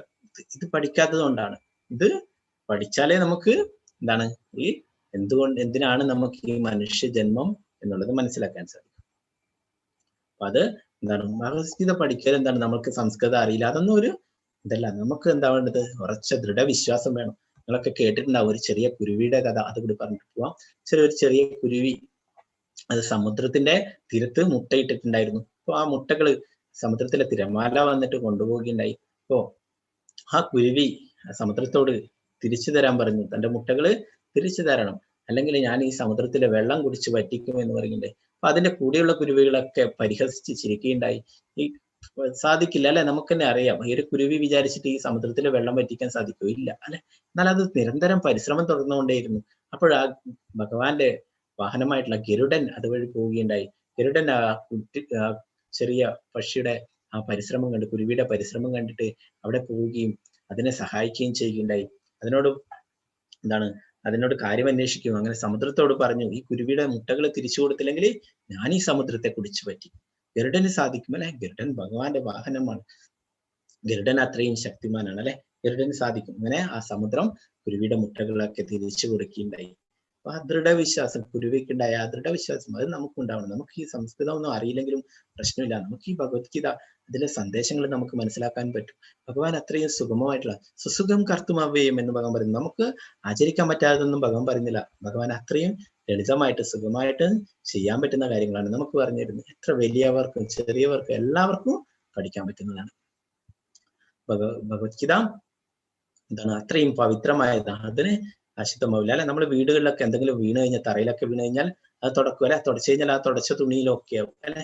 എന്നാല് പിന്നെന്താണ് ആ സൂര്യനെ നമുക്കറിയാം അല്ലെ? സൂര്യനെ പോലെയാണ് ഭഗവത്ഗീത എന്ന് പറയുന്നത്. സൂര്യൻ എന്താണ് നല്ല ജലത്തിലും മലിനജലത്തിലും എല്ലാം ആക്കും അല്ലെ? എല്ലാറ്റിനെയും ശുദ്ധീകരിക്കും. മലിനജലത്തിലും അല്ലെ അതിനെ ശുദ്ധീകരിക്കും അല്ലെ?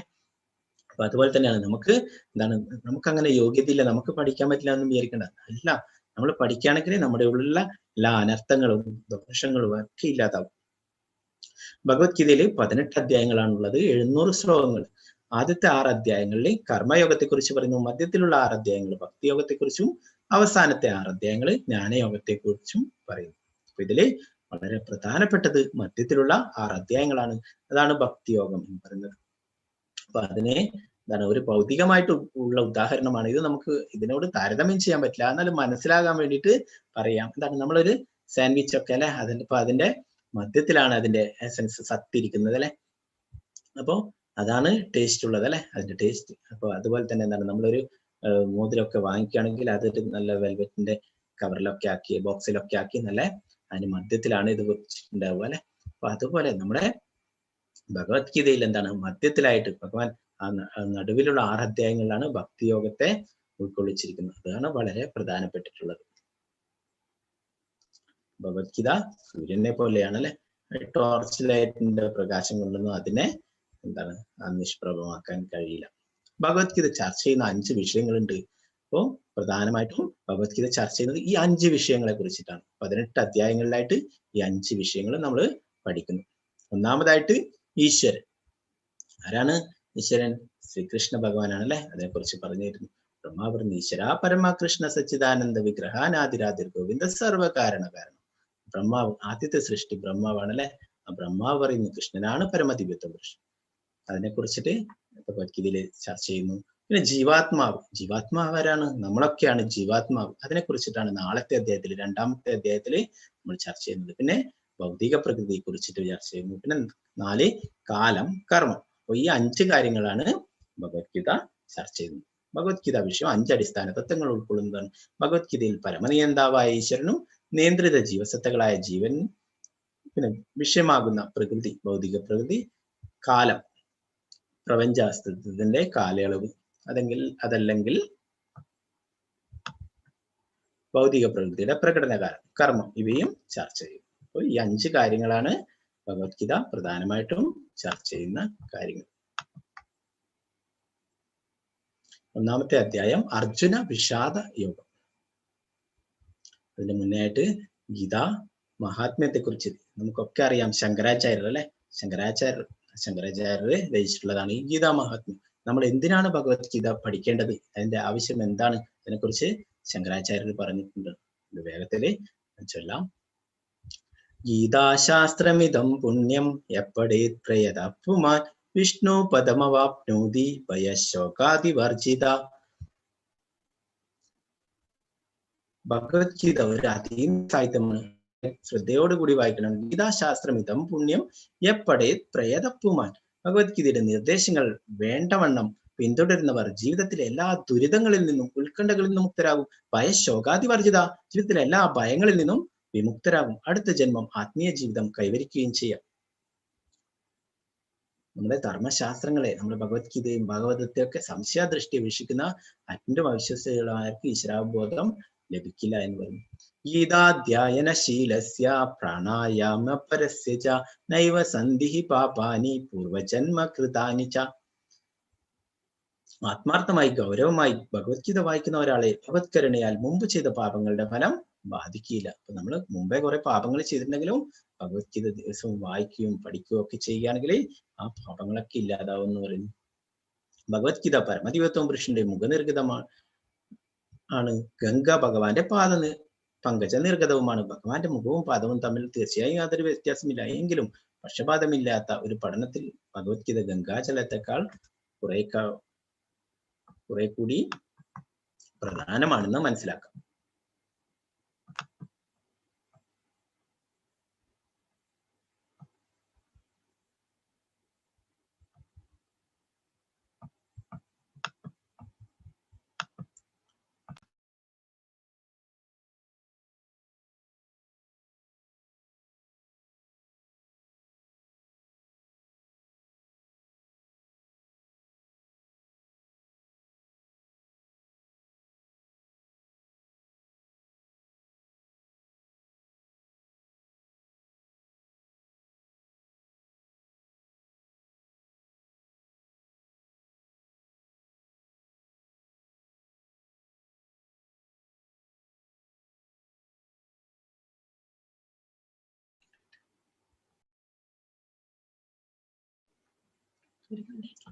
ഹരേ കൃഷ്ണ. സ്ക്രീനിൽ കാണാൻ പറ്റുന്നുണ്ടോ? കാണുന്നുണ്ട് പ്രഭുജി, കാണും. ഓക്കെ, ചെറിയ നെറ്റ്.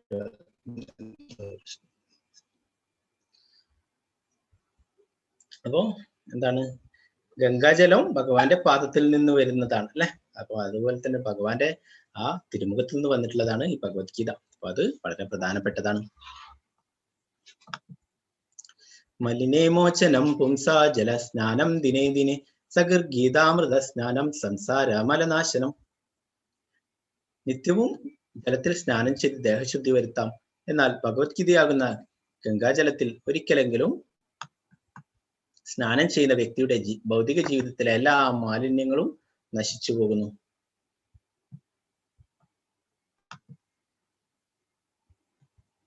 ഗീതാസു ഗീത കർത്തവ്യ കിമന്യേ ശാസ്ത്ര വിസ്തരേ യാ സ്വയം പത്മനാഭസ്യ മുഖ പത്മാത് വിനിസൃത.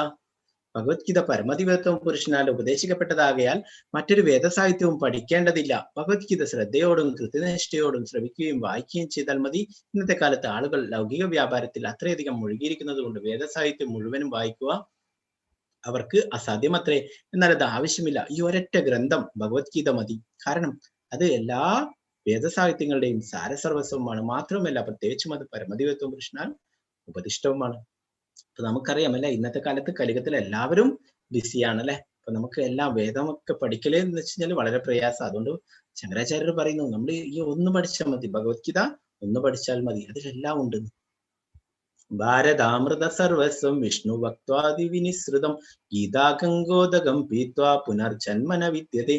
ഗംഗാജലം പാനം ചെയ്യുന്നവൻ മോക്ഷം പ്രാപിക്കുന്നു. ഭഗവത്ഗീതാമൃതം പാനം ചെയ്യുന്നവനെ കുറിച്ച് പിന്നെ എന്ത് പറയാൻ. മഹാഭാരതത്തിന്റെ സാരാമൃതം അത്ര ഭഗവത്ഗീത. ഭഗവാൻ കൃഷ്ണൻ സ്വയം ഉപദേശിച്ചതാണത്. സർവോപനിഷദോ ഗാവോ ദോക്താ ഗോപാലനന്ദന പാർത്ഥോ വത്സ സുധീർ ഭോക്ത ദുഗ്ധം ഗീതാമൃതം മഹത്. ഗീതോപനിഷത്ത്, ഭഗവത്ഗീത എല്ലാ ഉപനിഷത്തുകളുടെയും സാരമാണ്. എല്ലാ ഉപനിഷത്തുകളും ഒരു പശുവിനെ പോലെയാണ്. ഗോപകുമാരൻ എന്ന് പ്രശസ്തനായ ഭഗവാൻ കൃഷ്ണൻ ആ പശുവിനെ കറക്കുന്നു. അർജുനൻ ഒരു പശുക്കിടാവിനെ പോലെയാണ്. പണ്ഡിതന്മാരും പരമഭക്തന്മാരും അമൃതതുല്യവും ദുഗ്ധമായ ഭഗവത്ഗീത പാനം ചെയ്യുന്നു. ഏകം ശാസ്ത്രം ദേവകീ പുത്ര ഗീതം ഏകോ ദേവോ ദേവകീ പുത്ര ഏവ ഏകോ മന്ത്രസ്തസ്യ നാമാനി യാനി കർമാപ്യേക്യം തസ്യ ദേവസ്യ സേവ. ഏകം ശാസ്ത്രം ദേവകീ പുത്ര ഗീതം ഏകോ ദേവോ ദേവകീ പുത്ര ഏവ ഏകോ മന്ത്രസ്തസ്യ നാമാനി യാനി കർമാപ്യേക്യം തസ്യ ദേവസ്യ സേവ. ഇക്കാലത്ത് ജനങ്ങൾ ഒരേ ഒരു ധർമ്മഗ്രന്ഥത്തെയും ഒരേ ഒരു ഈശ്വരനെയും ഒരേ ഒരു മതത്തെയും ഒരേ ഒരു പ്രവൃത്തിയും മാത്രം സ്വീകരിക്കുവാൻ ഉത്സുകരാണ്. ആകയാൽ ഏകം ശാസ്ത്രം ദേവകീ പുത്രഗീതം, ഒറ്റ ഗ്രന്ഥം മാത്രം ഉണ്ടായിരിക്കട്ടെ. ലോകത്തിന് പൊതുവായ ഏക ധർമ്മഗ്രന്ഥം ഭഗവത്ഗീത. ഏകോ ദേവോ ദേവകീ പുത്ര ഏവ, സമസ്ത വിശ്വത്തിനും ഒരേ ഒരു ഈശ്വരൻ മാത്രം ഉണ്ടായിരിക്കട്ടെ, ശ്രീകൃഷ്ണൻ. ഏകോ മന്ത്രസ്തസ്യ നാമാനി യാനി, ഒരേ മന്ത്രം, ഒരേ പ്രാർത്ഥന, തിരുനാമ സങ്കീർത്തനം. ഹരേ കൃഷ്ണ കൃഷ്ണ കൃഷ്ണ ഹരേ ഹരേ ഹരേ രാമ രാമ രാമ ഹരേ ഹരേ. കർമാപ്യക്യം തസ്യ ദേവസ്യ സേവ, ഒരൊറ്റ പ്രവൃത്തി മാത്രം ഉണ്ടായിരിക്കട്ടെ, പരമദിവ്യത്വം പുരുഷനുള്ള സേവനം. അപ്പോ ശങ്കരാചാര്യർ പറയുന്നല്ലേ, നമ്മൾ ഈ കലിയുഗത്തില് ഒരേ ഒരു ധർമ്മഗ്രന്ഥം, അതാണ് ഭഗവത്ഗീത അല്ലെ, ദേവകീപുത്ര ഗീതം എന്നുള്ളത്. ദേവകീപുത്ര ആരാണ്? ശ്രീകൃഷ്ണ ഭഗവാൻ അല്ലെ. ഏകോ ദേവോ ദേവകീപുത്ര ഏവ. ഒരേ ഒരു ഭഗവാനെ ദേവനെ നമ്മൾ ആരാധിക്കേണ്ടത്, ഭഗവാനെ ആരാധിക്കേണ്ടതുള്ളൂ. അതാണ് ദേവകീപുത്രൻ ശ്രീകൃഷ്ണ ഭഗവാൻ. ഏകോ മന്ത്രസ്യ നാമാനിയാനി. ഭഗവാന്റെ ആ തിരുനാമം അത് മാത്രമേ നമ്മൾ ജപിക്കേണ്ടതുള്ളൂ. ഒരേ ഒരു സേവ ചെയ്യേണ്ടു ഭഗവാന്റെ ഭക്തിയുടെ സേവനങ്ങൾ എന്ന് ശങ്കരാചാര്യർ പറയുന്നു. അപ്പോ ഒന്നാമത്തെ അധ്യായത്തിലെ ഒന്നാമത്തെ ശ്ലോകം. ഗുരുവേകാര ചന്ദ്രാരാധികാര കൃഷ്ണായ കൃഷ്ണഭക്തായ തദ്ഭക്തായ ധൃതരാഷ്ട്രവാച ധർമ്മക്ഷേത്രേ കുരുക്ഷേത്രേ സമവേതായുത്സവ മാമകാ പാണ്ഡവ ശൈവ കിമക്കുർവത സഞ്ജയ.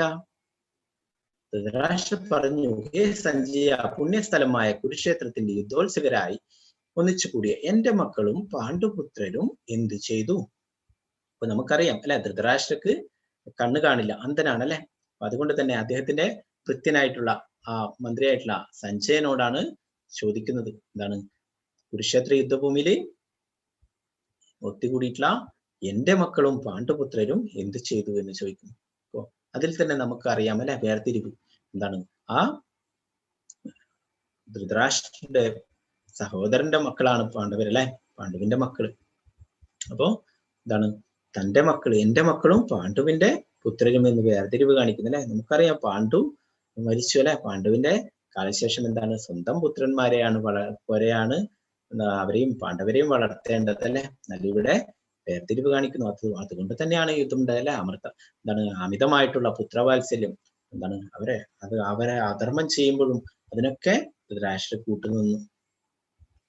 അപ്പൊ ഇവിടെ ഒരു ഉദാഹരണത്തെ കുറിച്ച് പറയുന്നത്, നമ്മൾ പാലൊക്കെ എന്താണ് തിളപ്പിക്കുമ്പോൾ അതില് മനസ്സിലാവില്ല അല്ലെ, പാലും വെള്ളമൊന്നും മനസ്സിലാവില്ല. എന്നാലും നമ്മൾ അതിലെന്തെങ്കിലും ലൈമൊക്കെ പിഴിഞ്ഞിട്ട് എന്തെങ്കിലും വേറെ പലഹാരങ്ങളൊക്കെ ഉണ്ടാക്കാൻ ശ്രമിക്കുമ്പോൾ എന്താണ്, പാല് വേറെ അതിന്റെ വെള്ളം വേറെയും പാലിന്റെ സത്തൊക്കെ വേറെയായിട്ട് വേർതിരിയും അല്ലെ.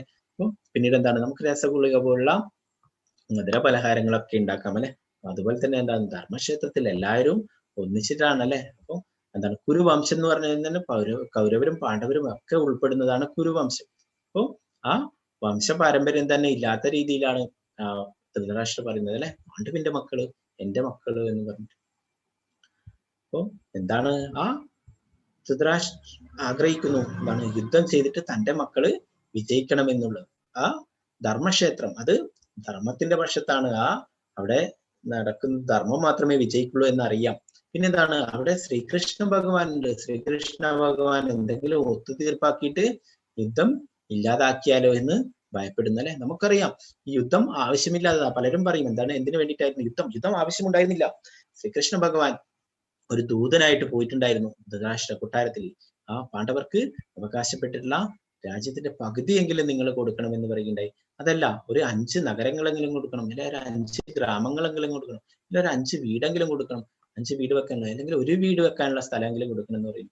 ആ ദുര്യോധനൊക്കെ ഒരു കാല് കുത്താനുള്ള സ്ഥലം പോലും കൊടുക്കില്ല എന്ന് വാശിയിലായിരുന്നു. അപ്പൊ അതുകൊണ്ട് തന്നെ അധർമ്മം വിജയിക്കുന്നത് കൊണ്ട് തന്നെ, അധർമ്മം ഭഗവാൻ അവതരിക്കുന്നതിന്റെ ഉദ്ദേശം തന്നെ പറയുന്നല്ലേ, ആ ധർമ്മം പുനഃസ്ഥാപിക്കാൻ, അധർമ്മത്തെ ഇല്ലാതാക്കാനാണ്. അപ്പൊ അത് എന്താണ്, ആ അധർമ്മത്തെ ഇല്ലാതാക്കാൻ വേണ്ടിയിട്ടാണ് യുദ്ധം ഉണ്ടായിരുന്നത്. അവരുടെ ആ ധൃതരാഷ്ട്രയുടെയും ദുര്യോധന്റെ ഒക്കെ വാശിയാണ് യുദ്ധത്തിലേക്ക് എത്തിച്ചിട്ടുള്ളത്. യുദ്ധം ഒഴിവാക്കാൻ വേണ്ടിയിട്ട് ഭഗവാൻ ഒരു ദൂതനായിട്ട് പോയിട്ടും അവരെ ഭഗവാനെ അപകടപ്പെടുത്താൻ നോക്കുകയുണ്ടായി.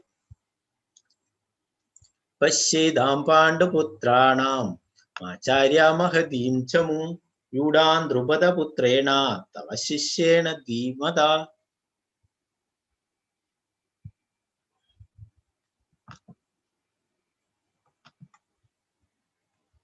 അല്ലയോ ആചാര്യ, അങ്ങയുടെ ശിഷ്യനും ബുദ്ധിശാലിയുമായ ദ്രുപദപുത്രനെ ഒരുക്കി നിർത്തിയിട്ടുള്ള ഈ മഹത്തായ പാണ്ഡവ സൈന്യത്തെ ഒന്ന് നോക്കൂ. ദുര്യോധനൻ എന്താണ് ദ്രോണാചാര്യരോട് പറയില്ല. ദ്രോണാചാര്യരാണ് പാണ്ഡവരുടെയും കൗരവരുടെയും ഒക്കെ ഗുരു അല്ലെ. ആ ദ്രോണാചാര്യരോട് പറയുന്നു, എന്താണ്, എല്ലാവരെയും പരിശീലിപ്പിച്ചത് ദ്രോണാചാര്യരാണ് അല്ലെ. അപ്പൊ ആ ദ്രുപദപുത്രൻ ഒരുക്കിയിട്ടുള്ള ഈ പാണ്ഡവ സൈന്യത്തെ ഒന്ന് നോക്കുക. പാണ്ഡവ സൈന്യത്തെ കണ്ടിട്ട് ദുര്യോധനന് അത്രയും ഭയമുണ്ടാവുന്നു. വേറൊരു തരത്തിൽ പറയുന്നത് എന്താണ്, അവരെയൊക്കെ പരിശീലിപ്പിച്ചത് ദ്രോണാചാര്യരോട്, അതൊക്കെ തെറ്റായി പോയി എന്ന രീതിയിലാണ് അല്ലെ. ഗുരു എല്ലാവർക്കും ഒരുപോലെയാണ് വിദ്യ പറഞ്ഞു കൊടുക്കുന്നത് അല്ലെ. പാഞ്ചജന്യം ഋഷികേശോ ദേവദത്തം ധനഞ്ജയ പൗണ്ഡ്രം ദദ്മോ മഹാശങ്കം ഭീമകർമാവൃകോദര. ശ്രീകൃഷ്ണ ഭഗവാൻ പാഞ്ചജന്യം എന്ന ശംഖമൂതി അർജുനൻ ദേവദത്തവും ദുഷ്കര കർമ്മങ്ങളിൽ മുൻനിൽക്കുന്നവനും ഭോജനപ്രിയനുമായ ഭീമൻ പൗണ്ഡ്രം എന്ന ശംഖവും മുഴക്കി. അപ്പോ ഭഗവാന്റെ ശംഖിന്റെ പേരെന്താണ്? പാഞ്ചജന്യം. അർജുനന്റേത് ദേവദത്തം, ഭീമന്റേത് പൗണ്ഡ്രം അല്ലെ. ഭീമനാണ് എന്താണ് വളരെ പ്രയാസപ്പെട്ട ആൾക്കാരെയൊക്കെ കൊല്ലുന്നതും പ്രയാസപ്പെട്ട പ്രവൃത്തികളൊക്കെ ചെയ്യുന്നത്. അത്രയും ശക്തിമാനാണ് അല്ലെ. അപ്പൊ അതുകൊണ്ട് എന്താ പറയുന്നത്, ദുഷ്കര കർമ്മങ്ങളിലൊക്കെ വളരെ വിഷം പിടിച്ച കർമ്മങ്ങളിലൊക്കെ മുന്നിട്ട് നിൽക്കുന്ന, അതൊക്കെ ചെയ്യാൻ വേണ്ടി മുന്നിട്ട് നിൽക്കുന്ന ഭീമനാണ്. അപ്പൊ ഭീമൻ പൗണ്ഡ്രം എന്ന ശംഖവും മുഴക്കി. അനന്ത വിജയം രാജ കുന്തിപുത്രോ യുധിഷ്ഠിര നകുല സഹദേവശ്ച സുഭാഷ മണിപുഷ്പകോ കാശിച്ച പരമേശ്വര ശിഖണ്ഡി ച മഹാരഥഃ ദൃഷ്ടദ്യുമ്നോ വിരാടശ്ച സത്യകിശ്ച പരാജിത ദ്രുപദോ ദ്രൗപദേയശ്ച സർവശ പൃഥ്വീപദേ സൗഭദ്രശ്ച മഹാബാഹോ ശങ്കാൻ ദദ്മു പൃഥക് പൃഥക്.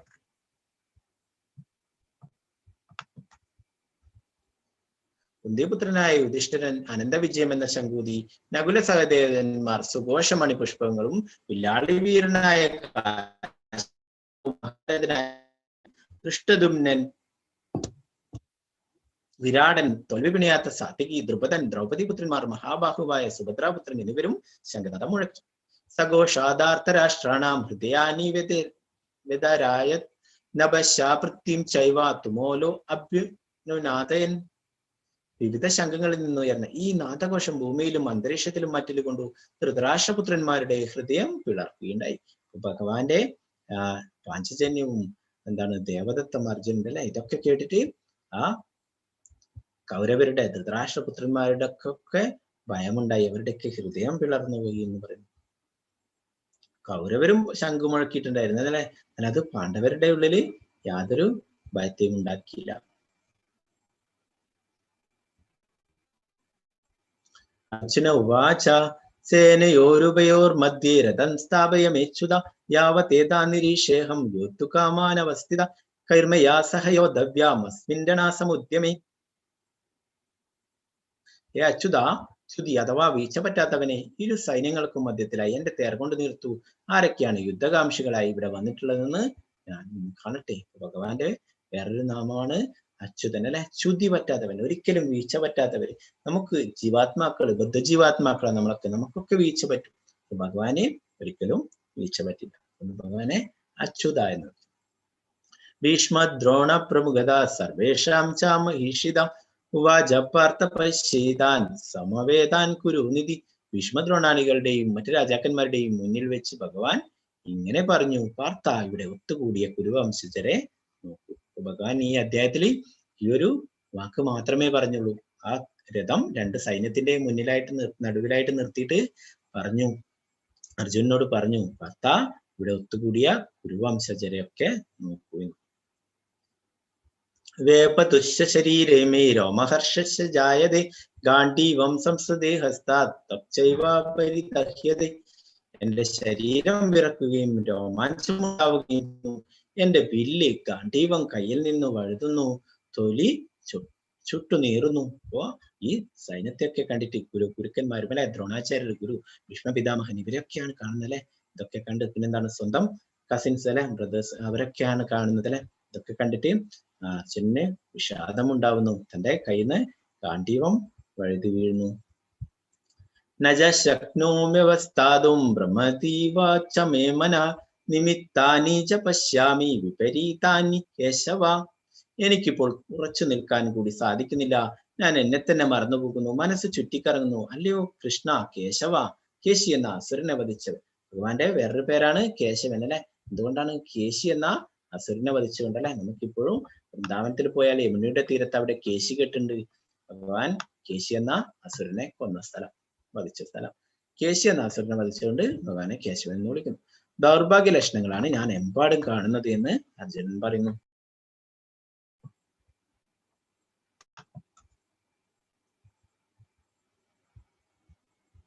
അപ്പോ അർജുനന്റെ വിഷാദത്തിനുള്ള 5 കാരണങ്ങളെ കുറിച്ച് പറയുന്നു. 1, മൃദുല ഹൃദയത്വം. 2 ഭൗതിക സുഖാനുഭവങ്ങള്, 3 പാപം, 4 കുടുംബ പാരമ്പര്യം, 5 തീരുമാനം എടുക്കാനാവാത്ത അവസ്ഥ. മൃദുല ഹൃദയത്വം എന്താണ്? അവരോടൊക്കെ ആ ദേഹത്തൊന്നും. പിന്നെ എന്താണ്? ഇതൊക്കെ യുദ്ധം ജയിച്ചു കഴിഞ്ഞാലോ എനിക്ക് എങ്ങനെയാണ് ഇതൊക്കെ അനുഭവിക്കാൻ കഴിയുള്ളത്? പിന്നെ പാപം, ഗുരുക്കന്മാരെയും എന്താണ് മുതിർന്ന ബന്ധുക്കളെയും അവരൊക്കെ ഭീഷ്മ പിതാമഹനെ, ദ്രോണാചാര്യ അല്ലെ, ഇവരൊക്കെ കൊന്ന പാപം ഉണ്ടാവില്ലേ എന്ന്. പിന്നെ കുടുംബ പാരമ്പര്യം, ആ കുരുക്ഷേത്ര യുദ്ധത്തിൽ സ്ത്രീകളും കുട്ടികളും പങ്കെടുക്കുന്നില്ല അല്ലെ, പുരുഷന്മാരാ അവരുടെ അവരൊക്കെ വധിക്കപ്പെടുകയാണെങ്കിൽ ആ സ്ത്രീകളൊക്കെ വിധവകളാവുക അല്ലെ. പിന്നെന്താണ്?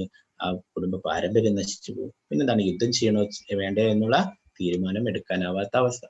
അപ്പൊ ഇത് വലിയ കുറച്ച് കൂടുതൽ ഗീതാമഹാത്മ്യൊക്കെ ഉള്ളത് കൊണ്ടാണ് കുറച്ച് സ്പീഡിൽ പോയത്. അപ്പൊ 1, 2 ചാപ്റ്റർ, രണ്ടാമത്തെ ചാപ്റ്ററും കുറച്ച് വലുതാണ്. പിന്നീട് നമുക്ക് പതുക്കെ പോവാം. ആർക്കൊന്നും തോന്നരുത് കുറച്ച് സ്പീഡിൽ പോയതില്, സോറി. അപ്പോ നമ്മൾ കിസ് ചെയ്യേണ്ടതിനെ കുറിച്ചിട്ട് സൂര്യമാതാജി പറഞ്ഞു തരും, കിസ് ചെയ്യേണ്ട ഇതൊക്കെ. അപ്പൊ ചെറിയൊരു 5 മിനിറ്റ് മാതാജി പറഞ്ഞു തരും. അതിനുശേഷം നമുക്ക് ക്ലാസ് വീണ്ടും തുടങ്ങാം. ഹരേ കൃഷ്ണ മാതാജി, സൂര്യമാതാജി.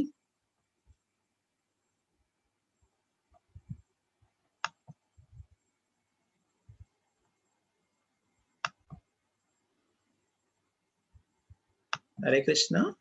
ഹരേ കൃഷ്ണ പ്രഭുജി. ഓക്കെ, ഇപ്പൊ ഷെയർ പറ്റുമോ? പറഞ്ഞു ഷെയർ ചെയ്യാം പ്രഭുജി, ഷെയർ ചെയ്യാം. ഓക്കെ, ഹരേ കൃഷ്ണ.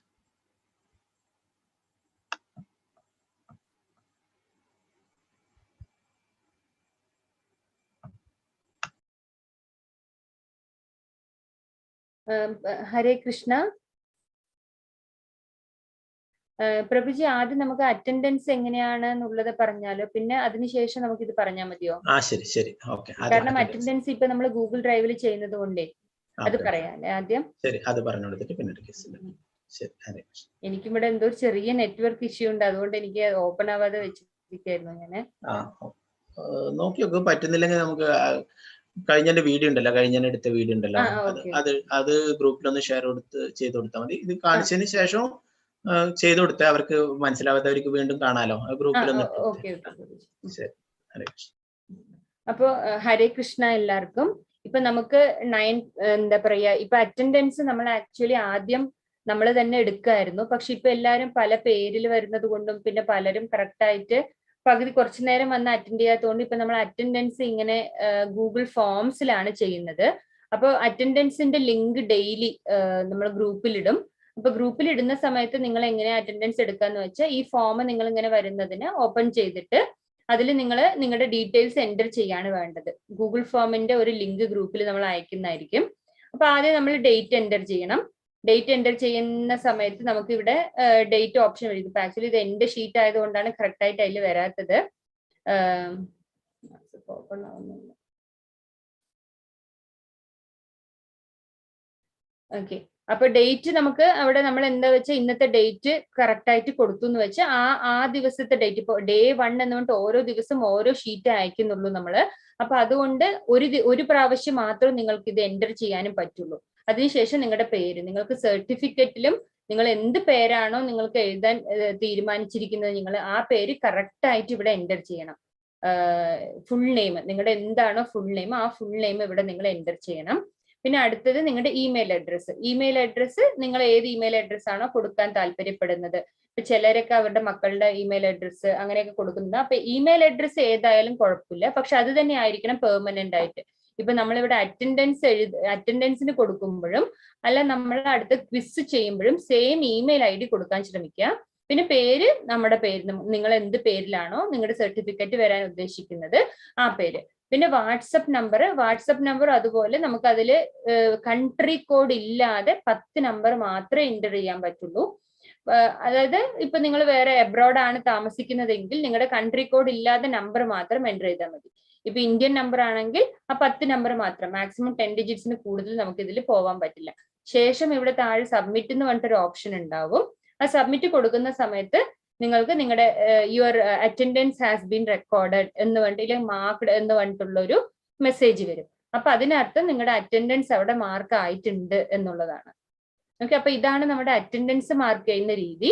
ഡെയിലി നമുക്ക് വരുന്ന ലിങ്ക്, ആ ഗൂഗിൾ ഫോമിന്റെ ലിങ്കിൽ ക്ലിക്ക് ചെയ്തിട്ട് വേണം നിങ്ങൾ ഇത് അറ്റൻഡൻസ് മാർക്ക് ചെയ്യാൻ.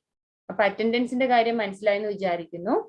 ഇപ്പൊ ഇനി നമ്മൾ ക്വിസ് എൻറോൾമെന്റ് എങ്ങനെയാണെന്ന് നോക്കാം. ക്വിസ് എൻറോൾമെന്റ് നമ്മൾ ആദ്യം നമ്മുടെ courses.isconmangaluru.com അതിന്റെ ലിങ്കും നമ്മൾ ഗ്രൂപ്പിൽ അയക്കുന്നതായിരിക്കും. അപ്പൊ ഈ courses.isconmangaluru.com എന്നുള്ള ലിങ്കിലേക്ക് പോകുന്ന സമയത്ത് നമുക്ക് കാണുന്നത് ഇങ്ങനെ ഒരു ഹോം പേജ് ആയിരിക്കും. ഇതാണ് നമ്മുടെ ഹോം പേജ്, നമ്മുടെ വെബ്സൈറ്റിന്റെ ഹോം പേജ് ഇതാണ്. അതിനുശേഷം നമ്മൾ നമ്മുടെ പേരും എൻറോൾ ചെയ്യണം. അപ്പൊ നമ്മളിവിടെ മൈ അക്കൗണ്ട് എന്നുള്ളത് നമ്മൾ ക്ലിക്ക് ചെയ്യുന്ന സമയത്ത് നമുക്കിവിടെ ലോഗിൻ അല്ലെങ്കിൽ അങ്ങനെ ഒരു ഇപ്പൊ ഞാൻ ഓൾറെഡി ലോഗ് ഔട്ട് ചെയ്ത് വെച്ചിരിക്കണം, അതുകൊണ്ടാണ് ഇങ്ങനെ വന്നത്.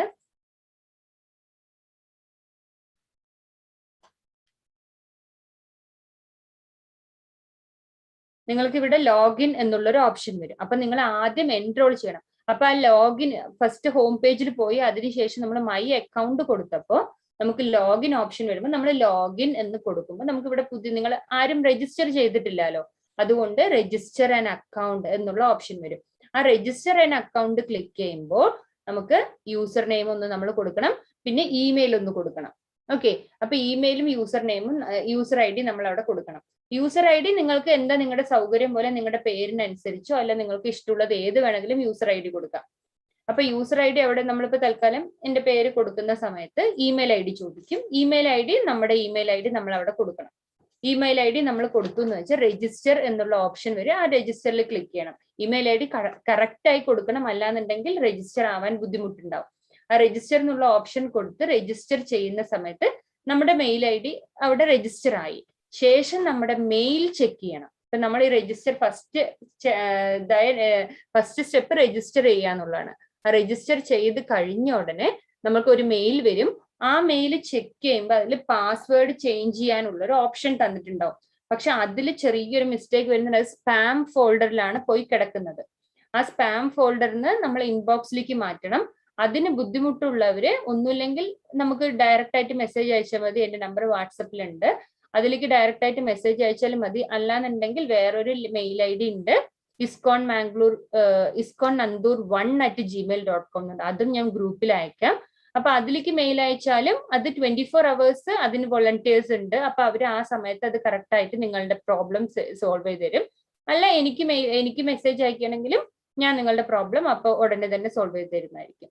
അതിനുശേഷം നമ്മൾ ലോഗിൻ കൊടുക്കണം. നമ്മൾ രജിസ്റ്റർ ചെയ്തു, അതിനുശേഷം നമുക്ക് വരുന്ന മെയിലിൽ കൂടെ നമ്മുടെ പാസ്വേഡ് സെറ്റ് ചെയ്തു.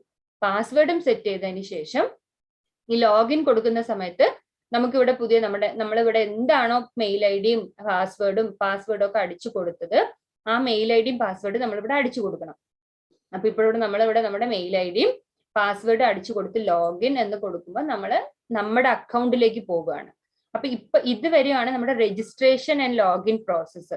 ഇത് മാത്രമേ കുറച്ച് ബുദ്ധിമുട്ടുള്ള കാര്യമുള്ളൂ. രജിസ്ട്രേഷൻ ഈസിയാണ്, പക്ഷെ ലോഗിൻ എന്ന് പറയുന്നത് പാസ്വേഡ് കറക്റ്റായി കിട്ടാത്തതുകൊണ്ട് കുറച്ച് ബുദ്ധിമുട്ടാണ്. അപ്പൊ എന്തെങ്കിലും സംശയം ഉണ്ടെങ്കിൽ നിങ്ങൾക്ക് മെസ്സേജ് അയക്കാം, അത് നമ്മൾ ക്ലിയർ ചെയ്ത് തരുന്നതായിരിക്കും. ശേഷം നമ്മൾ അടുത്തത് എന്താ ചെയ്യേണ്ടതെന്ന് വെച്ചാൽ ഈ മൈ അക്കൗണ്ടിൽ പോയി ക്ലിക്ക് ചെയ്യണം. നമ്മുടെ അക്കൗണ്ട് ആണ് ഇപ്പൊ ഇത്. നിങ്ങൾ ഏത് മെയിൽ ഐ ഡി വെച്ചിട്ടാണോ അകത്ത് കയറുന്നത് ആ അക്കൗണ്ട് ആണ്. ആ അക്കൗണ്ടിൽ മൈ അക്കൗണ്ട് ക്ലിക്ക് ചെയ്യുന്ന സമയത്ത് നമ്മുടെ പേജ്, നമ്മുടെ ഡീറ്റെയിൽസ് ഉള്ള പ്രൊഫൈൽ പേജ് വരും. ആ പ്രൊഫൈൽ പേജിൽ നമ്മൾ പേര് മാറ്റണം. ഈ പേര് ഞാൻ ഓൾറെഡി മാറ്റിയത് കൊണ്ടാണ് ഇവിടെ ഇങ്ങനെ ഉള്ളത്. അല്ലാന്നുണ്ടെങ്കിൽ നിങ്ങളുടെ സർട്ടിഫിക്കറ്റിൽ പേര് വരില്ല. കഴിഞ്ഞ പ്രാവശ്യം ഒരുപാട് പേർക്ക് അങ്ങനെ ഒരു കംപ്ലൈന്റ് ഉണ്ടായിരുന്നു, പേര് വന്നില്ല എന്ന്. കാരണം അവർ ഈ അക്കൗണ്ടിൽ പോയി പേര് ചേഞ്ച് ചെയ്യാത്തത് കൊണ്ടാണ്. അപ്പൊ ഇതിൽ എഡിറ്റ് പ്രൊഫൈൽ കൊടുക്കുമ്പോൾ നമ്മൾക്ക് വീണ്ടും വേറൊരു പേജ് ഇങ്ങനെ ഓപ്പൺ ചെയ്ത് വരും. ഇതിൽ ഈ അക്കൗണ്ട് ഡീറ്റെയിൽസ് എന്നുള്ളത് കൊടുക്കണം. ഇതെല്ലാം സ്റ്റെപ്പ് ബൈ സ്റ്റെപ്പ് നമ്മൾ വാട്സപ്പ് മെസ്സേജിൽ അയക്കുന്നതായിരിക്കും. അക്കൗണ്ട് ഡീറ്റെയിൽസ് എന്ന് കൊടുക്കുന്ന സമയത്ത് നമ്മുടെ ഒരു പേജ് ഇങ്ങനെ വരും. അപ്പൊ അതിൽ നമ്മൾ നമ്മുടെ ഈ ഫസ്റ്റ് നെയിമിന്റെയും ലാസ്റ്റ് നെയിമിന്റെയും സ്ഥലത്ത് നമ്മുടെ പേര്, നമുക്ക് സർട്ടിഫിക്കറ്റിൽ എന്ത് പേരാണോ വരേണ്ടത് ആ പേര് നമ്മളിവിടെ അടിച്ചു കൊടുക്കണം. ആ പേര് അടിച്ചു കൊടുത്തതിന് ശേഷം ഇവിടെ സേവ് ചേഞ്ചസ് എന്നുള്ള ഓപ്ഷൻ ഉണ്ട്. സേവ് ചേഞ്ച് കൊടുക്കുമ്പോൾ നമുക്കൊരു മെസ്സേജ് വരും, അക്കൗണ്ട് ഡീറ്റെയിൽസ് ചേഞ്ച്ഡ് സക്സസ്ഫുള്ളി. അങ്ങനെ വന്ന് നിങ്ങളുടെ പേര് അവിടെ എൻ്റർ ആയിട്ടുണ്ടെങ്കിൽ മാത്രമേ ആ പേര് നിങ്ങളുടെ സർട്ടിഫിക്കറ്റിൽ വരുള്ളൂ. അതിനുശേഷം നമ്മൾ ക്വിസ് അറ്റൻഡ് ചെയ്യണം. അപ്പൊ ഇത് ഫസ്റ്റ് രജിസ്ട്രേഷൻ ലോഗിൻ പ്രോസസ്സ്, ശേഷം അക്കൗണ്ടിൽ നമ്മുടെ പേര് മാറ്റുന്ന പ്രോസസ്സ്, ഇത് മൂന്നാമത്തെ പ്രോസസ്സ്. ദെൻ ഇനി നമ്മൾ ഓരോ ക്വിസും അറ്റൻഡ് ചെയ്യണം. 18 ദിവസത്തെ ക്ലാസ്സിന് 18 ദിവസത്തെ ക്വിസ് ഉണ്ട് നമുക്ക്. അപ്പൊ നമ്മൾ ഈ ഓൾ കോഴ്സസ് എന്നുള്ള ഇത് ക്ലിക്ക് ചെയ്യുന്ന സമയത്ത് നമുക്ക് എല്ലാ ലാംഗ്വേജസിലുള്ള എല്ലാ കോഴ്സസും നമുക്ക് ഇവിടെ മുന്നിൽ കാണാൻ പറ്റും. അപ്പൊ അതിൽ നമുക്ക് ചൂസ് ചെയ്യേണ്ടത് 18 ഡേയ്സിന്റെ മലയാളം കോഴ്സ് ആണ്. അപ്പൊ നമ്മൾ 18 ഡേയ്സിന്റെ മലയാളം കോഴ്സ് നോക്കണം.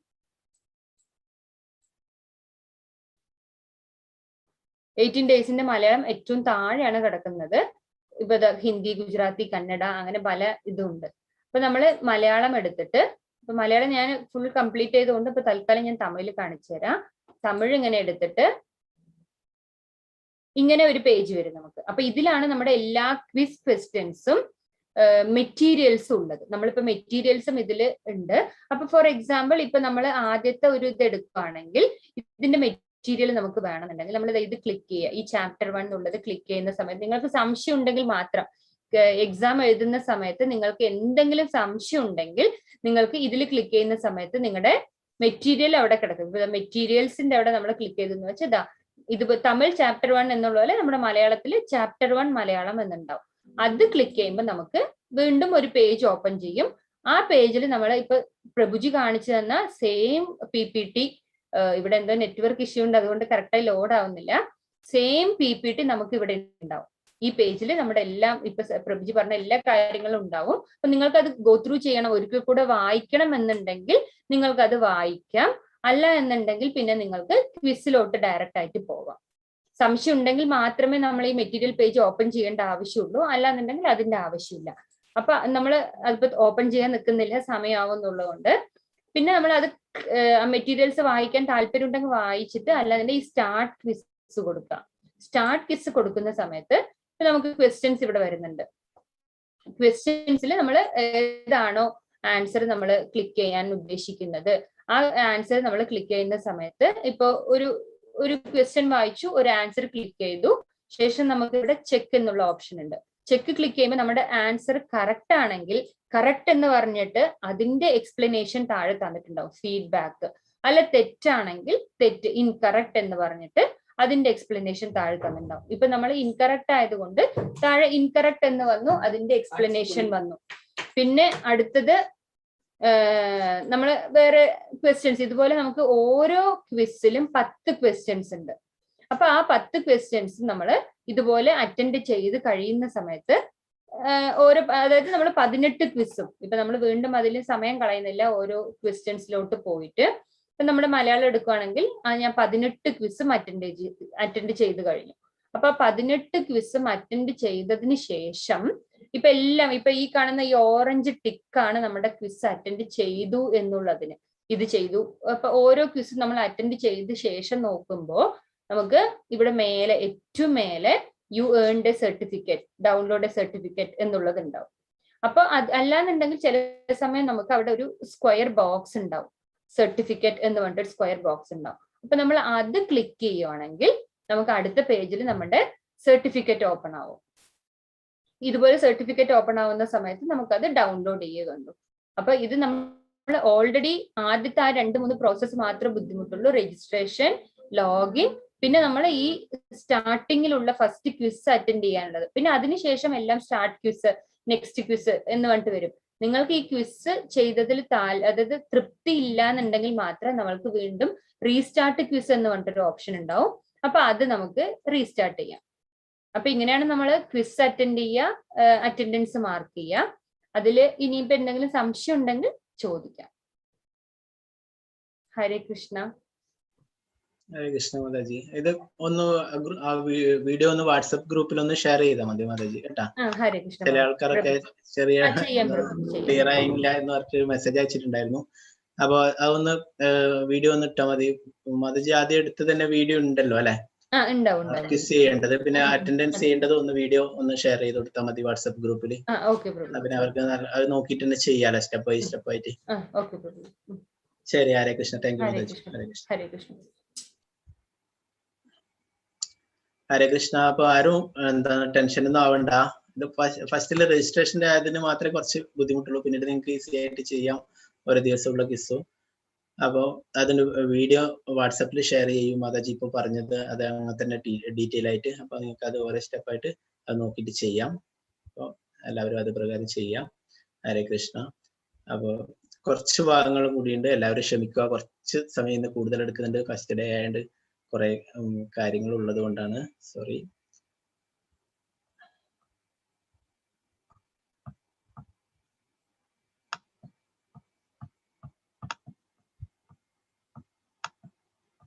ഹരേ കൃഷ്ണ മാതാജി, സ്ക്രീനിൽ കാണാലോ അല്ലെ? ഹരേ കൃഷ്ണ. വരുന്നേ ഉള്ളൂ പ്രഭുജി, വരുന്നേ ഉള്ളൂ.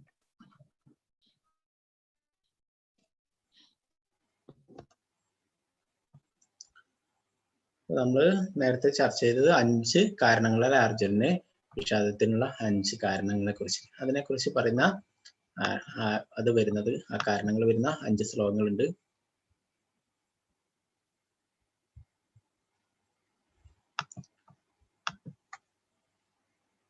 ഒന്നാമതായിട്ട് മൃദുല ഹൃദയത്തെ കുറിച്ച് പറഞ്ഞു. അർജുന വാചാദൃഷ്ടേമം സ്വജനം കൃഷ്ണ യുത്സം സമുപസ്ഥിതം സീതന്തി മമ ഗാത്രാണി മുഖം ച പരിശുഷ്യതി. അർജുനൻ പറഞ്ഞു, യുദ്ധത്തിനൊരുങ്ങി വന്നിട്ടുള്ള ഈ ബന്ധുമിത്രാദികളെ കണ്ടിട്ട് എന്റെ അവയവങ്ങൾ തളരുന്നു, മുഖം വളരുന്നു. അവരോടൊക്കെ ദയ തോന്നി അല്ലെ? നമുക്കും ദയ തോന്നും അല്ലെ? നമ്മള് നമ്മളോട് കഷ്ടപ്പെട്ട് ഒന്നും പൈസ ഒന്നും ഇല്ലാതെ ആളൊക്കെ നമ്മളോട് സഹായത്തിന് വയ്ക്കുമ്പോൾ നമുക്കൊക്കെ ദയ തോന്നും അല്ലെ? അപ്പോ അർജുനോട് അവരോടൊക്കെ ദയ തോന്നി. അവരൊക്കെ ബന്ധുക്കളും അല്ലെ, സഹോദരങ്ങളും ഒക്കെയാണ്.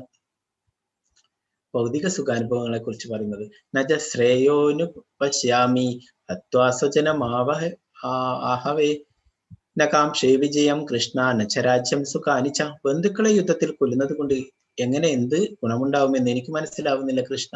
എനിക്ക് വിജയം ആവശ്യമില്ല, രാജ്യമാവട്ടെ സുഖമാവട്ടെ എനിക്ക് വേണ്ട. നമുക്ക് എന്തെങ്കിലും സന്തോഷങ്ങൾ ഉണ്ടെങ്കിൽ നമ്മള് ആരുടെ കൂടെയാണ് അതൊക്കെ ചെലവഴിക്കുക? നമ്മുടെ ബന്ധുക്കളുടെ കൂടെ, സുഹൃത്തുക്കളുടെ കൂടെയൊക്കെയാണ് അല്ലെ? ഈ യുദ്ധം ചെയ്തിട്ടാകുമ്പോൾ രാജ്യമൊക്കെ ലഭിക്കുകയാണെങ്കിൽ അത് ആഘോഷിക്കാനായി, സന്തോഷിക്കാൻ വേണ്ടിയിട്ട് അവരൊക്കെ ഇല്ലെങ്കിൽ എങ്ങനെയാണ് ഈ സന്തോഷിക്കാൻ സാധിക്കുക എന്ന് ചോദിക്കുന്നു. പാപത്തെ കുറിച്ച് പറയുന്നു. പാപമേവാശ്രയേദാസ്മാൻ തസ്മാനർഹവയം ഹന്തും ധാർത്തരാഷ്ട്രാൻ സബാന്ധവാൻ. അക്രമികളായ ഇവരെ കൊന്നാൽ ഞങ്ങൾക്ക് പാപമായിരിക്കും നേട്ടം. ധൃതരാഷ്ട്രപുത്രന്മാരെയും സുഹൃത്തുക്കളെയും ഹിംസിക്കുക എന്നത് നമുക്ക് ഉചിതമല്ല, അല്ലയോ മാധവ? സ്വന്തം ബന്ധുക്കളെ കൊന്നിട്ട് എന്ത് നേടാനാണ്? ഞങ്ങൾക്ക് എങ്ങനെ സുഖിക്കാൻ കഴിയും? അപ്പൊ പാപം, നമ്മൾ ചെറിയ ചെറിയ എന്തെങ്കിലും കാര്യങ്ങൾ ചെയ്യുന്നുണ്ട്, അതിൽ തന്നെ പാപം ഉണ്ടല്ലേ? അപ്പൊ ഗുരുക്കന്മാരെയും ഭീഷ്മ പിതാമഹന്മാരെയൊക്കെ കൊന്നു കഴിഞ്ഞാലോ ഇതും പാപം തന്നെയാണ് അല്ലെ? നമ്മളിവിടെ ശാസ്ത്രങ്ങളിൽ പറയുന്നുണ്ട്, വൈദിക പ്രമാണങ്ങളനുസരിച്ച് അക്രമികൾ 6 കൂട്ടരാണ്. അക്രമികളായിട്ടുള്ള 6 കൂട്ടരെ അവരെയൊക്കെ വധിക്കുന്നതിൽ തെറ്റില്ല എന്ന്, പാപമില്ല എന്ന് ശാസ്ത്രങ്ങളിൽ പറയുന്നു. അപ്പൊ ഇതനുസരിച്ചിട്ട് നമുക്ക് ഇന്നിത് പ്രവർത്തിക്കാൻ കഴിയില്ല അല്ലെ? ഇന്ന് നമ്മുടെ കോടതിയൊക്കെ ഉണ്ട്. എന്നാൽ ശാസ്ത്രങ്ങളിൽ പറഞ്ഞിട്ടുള്ള, പണ്ട് കാലത്ത് ശാസ്ത്രങ്ങളിൽ പറഞ്ഞിട്ടുള്ളതാണ് ഈ കാര്യങ്ങൾ. ഒന്നാമതായിട്ട് വിഷം കൊടുക്കുന്നവൻ, 2 വീട് തീ വയ്ക്കുന്നവൻ, 3 മാരകായുധങ്ങൾ കൊണ്ട് ആക്രമിക്കുന്നവൻ, 4 സ്വത്ത് കൊള്ളയടിക്കുന്നവൻ, 5 ഭൂമി കയ്യേറുന്നവൻ, 6 അന്നന്റെ ഭാര്യയെ അപഹരിക്കുന്നവൻ. ഇത്തരം അക്രമികളെ ഉടനെ വധിക്കണം, അതുകൊണ്ട് പാപമില്ല എന്ന് ശാസ്ത്രങ്ങളിൽ പറഞ്ഞിട്ടുണ്ടായിരുന്നു പണ്ട്. അത് പ്രകാരമാണ് പണ്ട് പ്രവർത്തിച്ചിരുന്നത്. അപ്പൊ ഈ കാര്യങ്ങളൊക്കെ 6 കാര്യങ്ങളും കൗരവർ ചെയ്തിട്ടുണ്ട്. വിഷം കൊടുത്തിട്ടുണ്ടായിരുന്നു, വീടിന് തീ വെച്ചിട്ടുണ്ടായിരുന്നു, പിന്നെ മാരകായുധങ്ങൾ കൊണ്ട് ആക്രമിച്ചിട്ടുണ്ടായിരുന്നു, കളച്ചൂത് കഴിച്ചിട്ട് സ്വത്തൊക്കെ കൊള്ളയടിച്ചല്ലേ, പാണ്ഡവർക്ക് അവകാശപ്പെട്ട ഭൂമി കയ്യേറിയിട്ടുണ്ടായിരുന്നു, ദ്രൗപദിയെ വസ്ത്രാക്ഷേപം ചെയ്തിട്ട് അപമാനിക്കുകയുണ്ടായി. ഈ കാര്യങ്ങളൊക്കെ ചെയ്തിട്ടുണ്ട് കൗരവർ അല്ലെ? അതുകൊണ്ട് അവരെ വധിക്കുന്നതിൽ തെറ്റില്ല. 40ാമത്തെ ശ്ലോകത്തിൽ കുടുംബ പാരമ്പര്യത്തെ കുറിച്ച് പറയുന്നു. അധർമാഭിഭവാത് കൃഷ്ണ പ്രത്യുഷന്തി കുലസ്ത്രീയ സ്ത്രീഷു ദുഷ്ടാസു വാഷ്ണേയ ജായതേ വർണ്ണ സങ്കര. അല്ലയോ കൃഷ്ണ, കുലത്തിൽ അധർമ്മം മുന്നിട്ട് നിന്നാൽ സ്ത്രീകൾ ദുഷിച്ചു പോവും. അല്ലയോ കൃഷ്ണകുലത്തിൽ പിറന്നവനെ സ്ത്രീത്വം ദുഷിച്ചാൽ ആർക്കും വേണ്ടാത്ത കുട്ടികൾ ജനിക്കുന്നു. അപ്പോ ഈ യുദ്ധത്തിൽ പങ്കെടുക്കുന്ന പുരുഷന്മാരൊക്കെ കൊല്ലപ്പെടുകയാണെങ്കിൽ സ്ത്രീകളൊക്കെ അനാഥരാകും അല്ലെ, വിധവകളാകും. അങ്ങനെ ആകുമ്പോൾ ആ സമൂഹത്തിലെ കുടുംബ പാരമ്പര്യം ഇല്ലാതാവുന്നു. തീരുമാനമെടുക്കാൻ അവസ്ഥയെ കുറിച്ചിട്ട് 2ാമത്തെ ചാപ്റ്ററിലാണ് പറയുന്നത്. 6ാമത്തെ ശ്ലോകത്തില് അതിലൂടെ ചർച്ച ചെയ്യുന്നു. ചെയ്തോ യത്വാ ജയമായതിവാനോ ജേയു യാനേവ ഹത്വാ നജീവിഷാമാ സ്ഥേവസ്ഥിതാ പ്രമുഖേദാർത്തരാഷ്ട്ര. അവരെ ജയിക്കുന്നതോ അവരാൽ തോൽപ്പിക്കപ്പെടുന്നതോ ഏതാണ് നല്ലതെന്ന് നമുക്ക് അറിഞ്ഞുകൂടാ. ധൃതരാഷ്ട്രപുത്രന്മാരെ കൊന്നിട്ട് നാം ജീവിച്ചിരുന്നിട്ട് എന്ത് കാര്യം? എങ്കിലും അവർ ഇപ്പോൾ യുദ്ധത്തിനായി നമ്മുടെ മുമ്പാകെ നിൽക്കുന്നു. ഒരു തീരുമാനം എടുക്കാനാവാത്ത അവസ്ഥയെ കുറിച്ച് യുദ്ധം ചെയ്യണോ വേണ്ടേ എന്നുള്ളത് അല്ലെ? നമുക്കും പലപ്പോഴും ഇങ്ങനെയുള്ള സിറ്റുവേഷൻ ഉണ്ടാവും അല്ലെ? നമുക്കൊരു ഉറച്ച തീരുമാനം എടുക്കാനാവാത്ത അവസ്ഥ. അപ്പോഴിനി നാളത്തെ അധ്യായത്തിൽ നമ്മൾ പഠിക്കും. ഇങ്ങനത്തെ ഒരു അവസ്ഥയിൽ അർജുനൻ എന്താ ചെയ്തത്? ഭഗവാന്റെ മുന്നിൽ സറണ്ടറായി, കൃഷ്ണനെ എന്നെ ഒരു ശിഷ്യനായി സ്വീകരിക്കണമെന്ന് പറഞ്ഞിട്ട് നാളെ നമ്മൾ പഠിക്കും. എന്താണ് എനിക്ക് ശ്രേയസ്കരമായിട്ടുള്ള ഉപദേശങ്ങൾ തരണമെന്ന്. അപ്പൊ നമ്മളും അതുപോലെ തന്നെ നമുക്കും ഇങ്ങനെ സാഹചര്യങ്ങൾ വരുമ്പോൾ നമ്മളും എന്താണ് ഭഗവാന് സറണ്ടർ ആയിട്ട് ഭഗവാനിൽ നിന്ന് കാര്യങ്ങൾ പഠിച്ചറിയും. ഒരേ സാഹചര്യത്തിലുള്ള വ്യത്യസ്തമായ പ്രതികരണങ്ങളെ കുറിച്ച് പറയുന്നു. എന്താണ് 3 വ്യക്തികൾ 3 തരത്തിലാണല്ലേ. ധൃതരാഷ്ട്രക്ക് തന്റെ മക്കള് വിജയിക്കില്ലേ, യുദ്ധം ചെയ്യില്ലേ എന്നുള്ള ആകാംക്ഷ അല്ലെ. അർജുനൻ എന്താണ് വിഷാദം, തന്റെ സുഹൃത്തുക്കളെയും ബന്ധുക്കളെയും ഒക്കെ എങ്ങനെ വധിക്കും എന്നുള്ളതല്ലേ. ദുര്യോധനൻ എന്താണ് കോപം, എന്താണ് വാശി, അതൊക്കെയാണ് അല്ലെ. ആ പാണ്ഡവരൊക്കെ ഇല്ലാതാക്കണം, രാജ്യം നേടണം എന്നുള്ള ആ ഭാവമാണ്. അഹോ ബദ മഹത് പാപം കർത്തും വ്യവസിതാവയം യത്രാജാസുഖലോഭേന ഹന്തും സ്വജന മുക്തിത. കഷ്ടം, എന്തൊരു മഹാപാപത്തിനാണ് നാം ഒരുങ്ങി പുറപ്പെടുന്നത്. രാജ്യം നേടി സുഖിക്കാൻ വേണ്ടി സ്വജനങ്ങളെ കൊല്ലുകയാണ്. യുധി മാമാപ്രതീകാരാമ ശസ്ത്രം ശാസ്ത്ര പാണയ ധാർത്തരാഷ്ട്രാരണേ ഹന്യു തന്മേ ക്ഷേമതരം ഭവേ. ധാർത്തരാഷ്ട്രന്മാരോട് പൊരുതുന്നതിൽ ഭേദം നിരായുധനായി പ്രതിരോധത്തിനൊരുങ്ങാതെ നിൽക്കുന്ന എന്നെ അവർ കൊല്ലട്ടെ എന്നു വയ്ക്കുകയാണ്. സഞ്ജയ ഉവാച ഏവമുക്താർജുന സഖ്യേ രഥോപസ്ഥാവിശത് വിസൃജാസശരം ചാപം ലോകസംവിഘ്ന മാനസ. സഞ്ജയൻ പറഞ്ഞു, അർജുനൻ ജനാങ്കണത്തിൽ വെച്ച് ഇത്രയും പറഞ്ഞിട്ട് വില്ലും ശരങ്ങളും താഴെയിട്ട് അത്യന്തം ദുഃഖിതനായി ധൃതരാഷ്ട്രൻ ചോദിക്കുന്നത് സഞ്ജയനോടല്ലേ. അപ്പൊ സഞ്ജയൻ പറഞ്ഞു കൊടുക്കുന്നതാണ് ഈ കാര്യങ്ങളൊക്കെ. പറഞ്ഞു കൊടുക്കുന്ന എന്താണ്, അർജുനൻ വിഷാദവാനായിട്ട് അവിടെ വില്ലും ശരവും ഒക്കെ താഴെ അത്യന്തം ദുഃഖിതനായിട്ട് ഇരിപ്പയ്യൻ. അപ്പോ കുരുക്ഷേത്ര യുദ്ധത്തിൽ നമുക്കറിയുമ്പോ അല്ലെ, ആരാണ് പാണ്ഡവരാണ് വിജയിച്ചിട്ടുള്ളത്. പാണ്ഡവര് വിജയിച്ചതിനുള്ള 9 കാരണങ്ങളെ കുറിച്ച് പറയുന്നു. ഒന്നാമതായിട്ട് ധർമ്മക്ഷേത്രം. അവിടെ കുരുക്ഷേത്രം എന്ന് പറയുന്നത് ധർമ്മക്ഷേത്രമാണ്. അവിടെ ധർമ്മത്തിനാണ് വിജയം. പിന്നെ ദിവ്യമായിട്ടുള്ള രഥം, അത് എന്താണ് ആ ദിവ്യമായ രഥം, അത് അവരുടെ വിജയത്തിനായിരുന്നു. ഈ കുരുക്ഷേത്ര യുദ്ധമൊക്കെ കഴിഞ്ഞിട്ട് ശ്രീകൃഷ്ണ ഭഗവാനും അർജുനനും ആ യുദ്ധമൊക്കെ കഴിഞ്ഞിട്ട് പോയപ്പോഴേ അവിടെ അതില് ധാരാളം അസ്ത്രങ്ങൾ, ഭീഷ്മരും ദ്രോണരും അങ്ങനെ എല്ലാ മഹാത്മാക്കളിൽ ആൾക്കാരൊക്കെ അയച്ചിട്ടുള്ള അസ്ത്രങ്ങളൊക്കെ ആ രഥത്തില് തറച്ചു നിൽക്കുന്നുണ്ടായിരുന്നു. അപ്പോ ആ യുദ്ധം കഴിഞ്ഞിട്ട് ഭഗവാൻ അർജുനോട് പറഞ്ഞു, നീ കൂടെ എന്ന് പറഞ്ഞു. എന്നാലേ ആ അർജുനൻ എന്താണ്, അർജുനൻ എല്ലാം എന്താണ് നമ്മള് സിനിമയിലൊക്കെ കാണുന്നില്ലേ, എന്താണ് ആ എല്ലാം ഇതായിട്ട് വിജയിച്ചിട്ടാകുമ്പോ നായകൻ ഇങ്ങനെ വരും അല്ലെ. അപ്പൊ അതുപോലെ അർജുനൻ വിചാരിച്ചു എനിക്ക് എന്താണ് ഇങ്ങനെ ഇറങ്ങണം, ഞാൻ അവസാനം ഇറങ്ങാം എന്ന രീതിയിൽ പറയണ്ടേ. എന്നിട്ട് ഭഗവാൻ പറഞ്ഞല്ല, നീ ഇപ്പൊ ഇറങ്ങണം എന്ന് പറയണ്ടേ. അങ്ങനെ അർജുനൻ ഇറങ്ങിയതിനു ശേഷം ഭഗവാനും ഇറങ്ങി. പിന്നീട് അതിനുശേഷം ആ രഥം എന്താണ് ആയിരക്കണക്കിന് കഷ്ണങ്ങളായിട്ട് ചിന്നിച്ചിതറുകയുണ്ടായി. അപ്പൊ അത്രയും അസ്ത്രങ്ങൾ കൊണ്ടിട്ടും ആ രഥത്തിന് ഒന്നും സംഭവിച്ചില്ല. ഒന്നും ഭഗവാൻ അവിടെ ഉണ്ടായിരുന്നു അല്ലെ. അതുകൊണ്ടാണ് ഭഗവാൻ അവസാനം ഇറങ്ങിയത്. ഭഗവാൻ ആദ്യം ഇറങ്ങിപ്പോയിട്ടുണ്ടെങ്കിൽ ആ രഥമൊക്കെ ചിന്നഭിന്നമാവുമായിരുന്നു. അപ്പൊ ഒന്നാമത് ഉള്ളത് തന്നെയാണ്. പിന്നെ ദിവ്യമായിട്ടുള്ള രഥവുമാണ്. അതുകൊണ്ടാണ് ഈ അസ്ത്രങ്ങളൊക്കെ ഏറ്റിട്ടും ആ രഥം അതുപോലെ തന്നെ. പിന്നെ കപിത്വച, ഹനുമാൻ സ്വാമിയുടെ കൊടിയടയാളമാണ് അല്ലെ. ഹനുമാനെ നമുക്കറിയാം. ഹനുമാൻ സ്വാമി ശ്രീരാമചന്ദ്ര ഭഗവാന് ആയിട്ട് ഭഗവാൻ അവതരിച്ചപ്പോൾ എല്ലാറ്റിനും ആ രാവണനെ വധിക്കുന്നതിന് എല്ലാറ്റിനും സഹായങ്ങൾ ചെയ്തിട്ടുള്ളത് ആ ഹനുമാനായിരുന്നു അല്ലെ. അപ്പൊ ഹനുമാന്റെ കൊടിയടയാളമാണ് ഉണ്ടായിരുന്നത്. അതും വിജയത്തിന്റെ പ്രതീകമാണ്. പിന്നെ ശംഖനാഥം നമ്മൾ പഠിച്ചാലേ, എന്താണ് പാഞ്ചജന്യം, ദേവദത്തം, ഇതൊക്കെ അല്ലെ, അതൊക്കെ എന്താണ് വിജയത്തിന്റെ കാരണമായി. പിന്നെ ഗാന്ധീവം അല്ലെ, നമുക്കറിയാം ഗാന്ധീവം, അത് വിജയത്തിന് കാരണം. പിന്നെ തക്ത ജീവിതം, എന്താണ് എല്ലാം ഉപേക്ഷിച്ചിട്ട് രാജ്യത്തിന് വേണ്ടിയിട്ട് മരിക്കാൻ വരെ തയ്യാറായിട്ട് നിൽക്കുന്ന ആൾക്കാരായിരുന്നു ഉണ്ടായിരുന്നത്. പിന്നെ മോക്ഷത ഏകാദശി. ഏകാദശി ഭഗവാന് വളരെ പ്രിയപ്പെട്ടതാണ്. നമുക്ക് ഏകാദശി വരുന്നുണ്ട്. കഴിഞ്ഞ ദിവസം 2-ാം തീയതി കഴിഞ്ഞു. ഇനിയിപ്പോ 16-ാം തീയതി ഏകാദശി വരുന്നുണ്ട്. ഏകാദശി ഭഗവാന് അത്രയും പ്രിയപ്പെട്ടത്. അത് നമുക്ക് അതിനടുപ്പിച്ചിട്ട് പറഞ്ഞു തരാം അതിന്റെ മഹത്വത്തെ കുറിച്ചൊക്കെ. പിന്നെ ഭാഗ്യലക്ഷ്മി, ഐശ്വര്യം. ഭഗവാൻ എവിടെയുണ്ടോ അവിടെ ഐശ്വര്യം ഉണ്ടാവും അല്ലെ. പിന്നെ ഋഷികേശ, ഭഗവാൻ ഋഷികേശ എന്ന് വിളിക്കുന്നത് ഭഗവാനെ തന്നെയാണ്. ഇന്ദ്രിയങ്ങളുടെ നാഥൻ, അതാണ് ഋഷികേശ എന്നുകൊണ്ട് അർത്ഥമാക്കുന്നത്. അപ്പൊ അത് ഭഗവാൻ കൂടെ ഉണ്ടായിരുന്നു അല്ലെ. അപ്പൊ അത് തന്നെയാണ് വിജയത്തിന്റെ പ്രധാനപ്പെട്ട കാരണം. ഭഗവത്ഗീത നൽകുന്ന വിദ്യ, നാം നമ്മുടെ ശരീരം കൊണ്ടല്ല പ്രവർത്തിക്കുന്നത്, വാസ്തവത്തിൽ നമ്മുടെ മനസ്സുകൊണ്ടും ബുദ്ധി കൊണ്ടുമാണ്.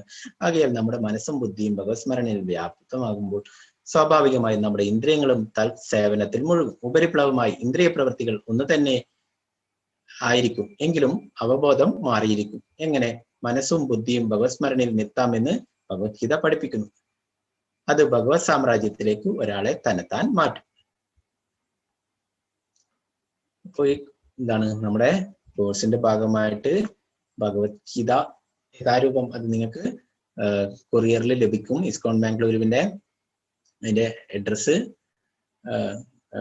വാട്സപ്പിന്റെ ഗ്രൂപ്പിന്റെ ഡിസ്ക്രിപ്ഷനിലുണ്ട്. കൂടാതെ ഷെയർ ചെയ്യാം ലിങ്ക്. അപ്പൊ അതില് ഭഗവത്ഗീത യഥാരൂപം ലഭിക്കും. പിന്നെ ആത്മാവിനെ കുറിച്ചൊക്കെ വിശദീകരിക്കുന്ന ആത്മഗവേഷണം എന്ന് പറഞ്ഞിട്ടൊരു പുസ്തകമുണ്ട്. അതിൽ കുറെ കാര്യങ്ങൾ, കുറെ നമ്മുടെ സംശയങ്ങൾക്കൊക്കെയുള്ള ഉത്തരങ്ങളുണ്ട്. നമ്മുടെ കുറെ ചോദ്യങ്ങൾക്കൊക്കെയുള്ള ഉത്തരമുണ്ട്. അപ്പൊ ഇതാണ് ഗ്രന്ഥം, ശ്രീമദ് ഭഗവത്ഗീത യഥാരൂപം. പിന്നെ ആത്മഗവേഷണം എന്ന് പറഞ്ഞിട്ടൊരു പുസ്തകമുണ്ട്. പിന്നെ ചെറിയൊരു പുസ്തകം ഉദാത്തം എന്ന് പറഞ്ഞിട്ടുണ്ട്. അപ്പൊ അതൊക്കെ ലഭിക്കും. അതിന്റെ കൂടെ ജപമാല, ജപസഞ്ചി അതൊക്കെ ലഭിക്കും. നമ്മള് ഭഗവാന്റെ തിരുനാമം ജപിക്കാൻ വേണ്ടിയിട്ട് അതിനെക്കുറിച്ച് പറഞ്ഞു തരാം. അടുത്ത് വരുന്ന ക്ലാസ്സുകളിലൊക്കെ പറഞ്ഞു തരാം. അപ്പൊ ഇങ്ങനെയുള്ള ജപമാല നമുക്ക് ലഭിക്കും. അതിൻ്റെ അകത്ത് ഭഗവാന്റെ തിരുനാമം ജപിക്കാൻ വേണ്ടിയിട്ടുള്ള ഒരു ബാഗും നമുക്ക് ലഭിക്കും. അപ്പൊ ഇതൊക്കെ ഈ കിറ്റിന്റെ അകത്ത് ലഭിക്കും. അപ്പം ഈ ഒരു പാക്കേജ് അതിന് 600 രൂപയാണെന്ന് തോന്നുന്നു. അപ്പൊ അതിന്റെ ലിങ്ക് ഉണ്ടാവും. രാധാ ഗോവിന്ദന്റെ ഒരു ഫോട്ടോ ഉണ്ടാവും. അപ്പൊ ഇത് നിങ്ങൾക്ക് ആവശ്യമുള്ളവർക്ക് ഓർഡർ ചെയ്യാം. കൊറിയറിൽ ലഭിക്കും. ഒരാഴ്ച മുതൽ ചിലപ്പോൾ 2 ആഴ്ച വരെയൊക്കെ പിടിക്കുന്നുണ്ടെന്ന്. നമുക്കിത് എപ്പോഴും ആവശ്യമാണ്. സെക്കൻഡ് ലെവലിലും തേർഡ് ലെവലും ഒക്കെ ഭഗവത്ഗീത തന്നെ നമ്മൾ വീണ്ടും വീണ്ടും ഡീറ്റെയിൽ ആയിട്ട് പഠിക്കുന്നുണ്ട്. അപ്പൊ എപ്പോഴും നമുക്ക് ആവശ്യം തന്നെയാണ് ഭഗവത്ഗീത. നമ്മുടെ പൂജാ റൂമിൽ വെക്കണം. നമ്മുടെ എല്ലാവരെ കൊണ്ടും കുട്ടികൾക്കൊക്കെ ഇത് പറഞ്ഞു കൊടുക്കണം. അത് അത്രയും പ്രധാനപ്പെട്ടതാ. അപ്പോൾ ഇല്ലാത്തവരൊക്കെ വാങ്ങിക്കുക. ഇത് മറ്റുള്ളതിൽ നിന്ന് എല്ലാ ചെറിയ കുട്ടികൾക്ക് വരെ മനസ്സിലാവുന്ന രീതിയിൽ അതിന്റെ അർത്ഥം, വിവർത്തനം, ഭാവാർത്ഥം അപ്പം എന്നവരൊക്കെ വാങ്ങിക്കുക. അല്ലാത്തവർക്ക് ഇനി ഓൺലൈനിൽ വായിക്കാൻ പറ്റും. വേദാവേസ്.com എന്ന് പറഞ്ഞിട്ട് ഒരു അഡ്രസ് ഉണ്ട്. അതും ഗ്രൂപ്പിൽ ഷെയർ ചെയ്യാം. ഓൺലൈനിൽ വായിക്കുകയും ചെയ്യാം നിങ്ങൾക്ക് സെർച്ച് ചെയ്യാൻ വേണ്ടിയിട്ട്.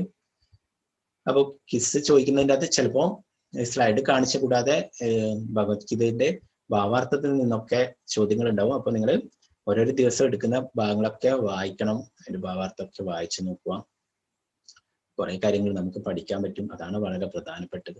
പ്രഭുപാദര് ധാരാളം ഗ്രന്ഥങ്ങളിൽ നിന്ന്, ആചാര്യന്മാരുടെ ഗ്രന്ഥങ്ങളിൽ നിന്നൊക്കെ ആ ഭാവാർത്ഥത്തിൽ ഓരോരോ കാര്യങ്ങൾ ഉൾപ്പെടുത്തിയിട്ടുണ്ട്. അതുകൊണ്ടാണ് ഭഗവത്ഗീത മാത്രം പഠിച്ചാൽ മതി എന്ന് പറയുന്നത്. മറ്റുള്ള ഗ്രന്ഥങ്ങളുള്ള കാര്യങ്ങളൊക്കെ ഇതിലും ഉൾക്കൊള്ളിച്ചിട്ടുണ്ട് ഭാവാർത്ഥത്തിലും പ്രഭുപാദർ. ഹരേ കൃഷ്ണ കൃഷ്ണ കൃഷ്ണ ഹരേ ഹരേ, ഹരേ രാമ രാമ രാമ ഹരേ ഹരേ. ഹരേ കൃഷ്ണ. എല്ലാവർക്കും നന്ദി. കുറച്ച് സമയം കൂടുതലെടുത്ത് ക്ഷമിക്കണം എല്ലാവരും. കുറച്ചൊരു 1 മണിക്കൂർ കൂടുതലായി. ഇന്ന് കുറച്ച് കാര്യങ്ങൾ പറയാനുള്ളത് കൊണ്ടാണ്. മഹാത്മ്യത്തെ കുറിച്ചും പിന്നെ കിസ് ചെയ്യേണ്ട അതൊക്കെ പറഞ്ഞു തരേണ്ടതുകൊണ്ടാണ്. ആർക്കെങ്കിലും എന്തെങ്കിലും സംശയങ്ങളാ കൂട്ടിച്ചേർക്കാനാ എന്തെങ്കിലും ഉണ്ടെങ്കിൽ പറയാം. ഹരേ കൃഷ്ണ. അപ്പൊ കിസ് ചെയ്യേണ്ട കാര്യങ്ങളൊക്കെ ഒന്നുകൂടി വാട്സപ്പിൽ നിങ്ങൾക്ക് ഷെയർ ചെയ്യും. മാതാജി പറഞ്ഞിട്ടുള്ള ആ വീഡിയോ തന്നെ ഉണ്ട്. അതൊക്കെ നിങ്ങൾക്ക് ഗ്രൂപ്പിൽ കണ്ടിട്ട് നിങ്ങൾക്ക് അത് ചെയ്യാം. ആർക്കെങ്കിലും എന്തെങ്കിലും സംശയങ്ങൾ ഉണ്ടെങ്കിൽ ചോദിക്കാം. എനിക്ക് അറിയുന്നതാണ് പറഞ്ഞു തരാം. അല്ലെ ഞാൻ സീനിയേഴ്സിനോട് ചോദിച്ചിട്ട് പറഞ്ഞുതരാം. അപ്പൊ ഇതില് 2ാമത്തെ ദിവസത്തിൽ നാളത്തെ അധ്യായത്തില് ഭഗവാൻ ഉപദേശങ്ങളൊക്കെ നൽകാൻ തുടങ്ങുന്നതാണ്. ഇന്നത്തേല് നമ്മൾ കണ്ടല്ലേ എല്ലാം അർജുനന്റെ കുറെ ചോദ്യങ്ങളും സംശയങ്ങളൊക്കെയാണ് അല്ലെ. ഭഗവാൻ നാളെ മുതലാണ് എന്താണ് ആ ഉപദേശങ്ങളൊക്കെ നൽകുന്നത്. അപ്പൊ നാളത്തെ അധ്യായത്തിലാണ് നമ്മൾ പറഞ്ഞിട്ടുള്ളത് എന്താണ് 5 കാര്യങ്ങള്. ജീവാത്മാവ് അല്ലെ, ജീവാത്മാവ് നമ്മളെ കുറിച്ച് പഠിക്കുന്നത്. നമ്മള് ശരീരമല്ല ആത്മാവാണ്. അതിനെ കുറിച്ചൊക്കെ ഡീറ്റെയിൽ ആയിട്ട് ഭഗവാൻ പറഞ്ഞു തരുന്നുണ്ട്. അത് പഠിച്ചാൽ തന്നെ നമ്മുടെ എത്രയോ ഭയങ്ങളൊക്കെ, മരണഭയമൊക്കെ ഇല്ലാതാവും. അപ്പൊ അതാണ് നമുക്ക് യഥാർത്ഥത്തിൽ ആ ജ്ഞാനം ആണ് നമുക്ക് വേണ്ടത്. അപ്പൊ അതില്ലാത്തത് കൊണ്ടാണ് എല്ലാവരും ഇന്ന് എന്താണ് വളരെ പ്രയാസപ്പെട്ട് നിൽക്കുന്നത് അല്ലെ. നമ്മള് ഈ ശരീരമല്ല ആത്മാവാണ്. അതിനെ കുറിച്ചൊക്കെ ഭഗവാൻ ഡീറ്റെയിൽ ആയിട്ട് പറയുന്നുണ്ട്. അപ്പൊ ആർക്കെങ്കിലും എന്തെങ്കിലും സംശയങ്ങൾ ഉണ്ടെങ്കിൽ കൈയോർത്താൻ ചോദിക്കാം. രതീഷ് കുമാർ.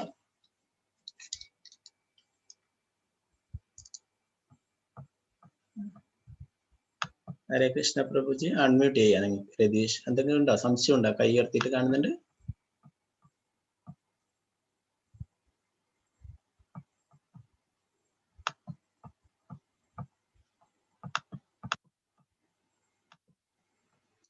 ആർക്കെങ്കിലും എന്തെങ്കിലും സംശയങ്ങളുണ്ടോ ചോദിക്കാം, മടിക്കണ്ട. എനിക്ക് അറിയുന്നതാണെങ്കിൽ പറഞ്ഞുതരാം.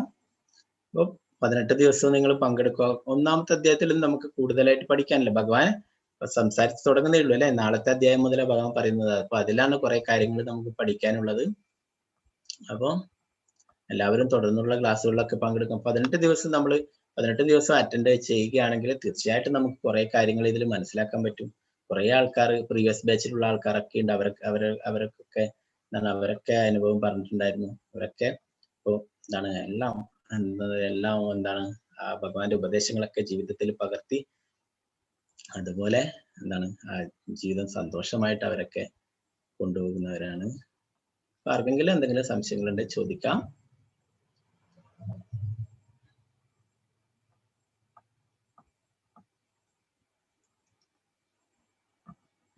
ഹരേ കൃഷ്ണ പ്രഭുജി. ഷിബു പ്രഭുജി, ഹരേ കൃഷ്ണ. മനസ്സിലാവുന്നുണ്ടോ എടുക്കുന്നത്? ഹരേ കൃഷ്ണ, അൺമ്യൂട്ട് ചെയ്തോളൂ.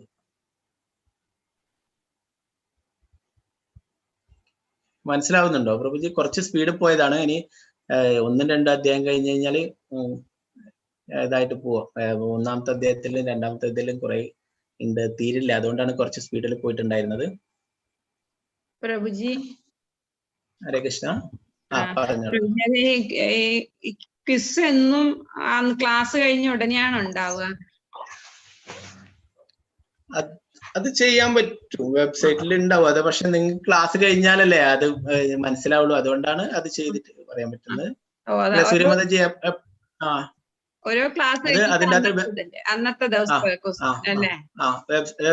വെബ്സൈറ്റിൽ ഉണ്ടാവും അത് ഓൾറെഡി. പക്ഷെങ്കിൽ ഒന്ന് ചെയ്ത് കഴിഞ്ഞാൽ ഇപ്പൊ ഒന്നാമത്തെ ചാപ്റ്റർ ചെയ്താലേ 2ലേക്ക് പോകാൻ പറ്റൂ. അങ്ങനെ ഓർഡറിലായിട്ടേ ചെയ്യാൻ പറ്റുള്ളൂ. അത് ശരി. അതിപ്പോ നമ്മൾ ഇന്നിപ്പോ രാത്രിയോ അല്ലെ നാളെ രാവിലെയോ ചെയ്താൽ പോരെ, അങ്ങനെയല്ലേ? ചെയ്താൽ മതി. 18 ദിവസം ഓരോ ദിവസം കഴിയുന്നത് പറ്റുന്നത് ചെയ്യാം. ഇന്നിപ്പോ ഇനി പറ്റുന്നില്ലെങ്കിൽ നാളെ ചെയ്യാം കേട്ടാ. 18 ദിവസം കഴിഞ്ഞാൽ ഒരു 2-3 ദിവസം എക്സ്ട്രാ തരും കംപ്ലീറ്റ് ആക്കാൻ വേണ്ടിട്ട്. ഹരേ കൃഷ്ണ. ഹരേ കൃഷ്ണ.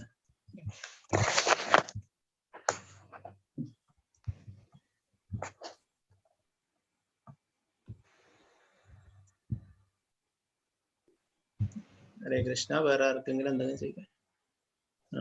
ശോഭ മാതാജി എന്തെങ്കിലും ഉണ്ടോ? ശോഭ മാതാജി അൺമ്യൂട്ട് ആയിട്ടുണ്ട്. എന്തെങ്കിലും ഉണ്ടോ സംശയങ്ങൾ? ഹരേ കൃഷ്ണ പ്രഭു. പറഞ്ഞു. ഹരേ കൃഷ്ണ. ഹരേ കൃഷ്ണ. നോട്ട് ഇപ്പൊ ഇത് ഗ്രൂപ്പിൽ വല്ലതും പോസ്റ്റ് ചെയ്യോ പ്രഭു? കാണിച്ച സ്ലൈഡൊക്കെ നേരത്തെ മാതാജി പറഞ്ഞില്ല. കിസ് ചെയ്യുന്ന സൈറ്റിൽ പോയി കഴിഞ്ഞാൽ അവിടുന്ന് നിങ്ങൾക്ക് വായിക്കാൻ പറ്റും കേട്ടാ. ഗ്രൂപ്പിൽ ഇത് ഷെയർ ചെയ്യില്ല. എന്താ വെച്ചാൽ ആവൂല, വലിയ ഫയലിലാവുമ്പോ ഇതിൽ വാട്സപ്പിൽ ഷെയർ ചെയ്യില്ല. അപ്പൊ നിങ്ങൾക്ക് അതിൽ പോയിട്ടാകുമ്പോൾ വായിക്കാം. ആ വെബ്സൈറ്റിൽ കിസ് ചെയ്യുന്ന ആ വെബ്സൈറ്റിൽ തന്നെ പോയിട്ട് നിങ്ങൾക്ക് തുറന്ന് വായിക്കാം. ഇന്ന് കാണിച്ച സ്ലൈഡൊക്കെ വായിക്കാൻ പറ്റും. ഹരേ കൃഷ്ണ. ഹരേ കൃഷ്ണ. ഹരേ കൃഷ്ണ.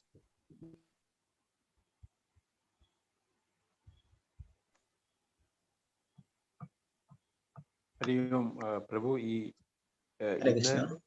ഈ ചെയ്യേണ്ട കാര്യങ്ങളെല്ലാം ഡീറ്റെയിൽ ആയിട്ട് വാട്സപ്പിൽ ഇടുമോ? കിസ് ചെയ്യേണ്ടത് അത് വീഡിയോ ഇട്ട് തരും കേട്ടാ. അത് നോക്കിയിട്ട് നിങ്ങൾക്ക് ചെയ്യാം ഓരോ സ്റ്റെപ്പായിട്ട് കേട്ടാ. ഹരേ കൃഷ്ണ. ഹരേ കൃഷ്ണ.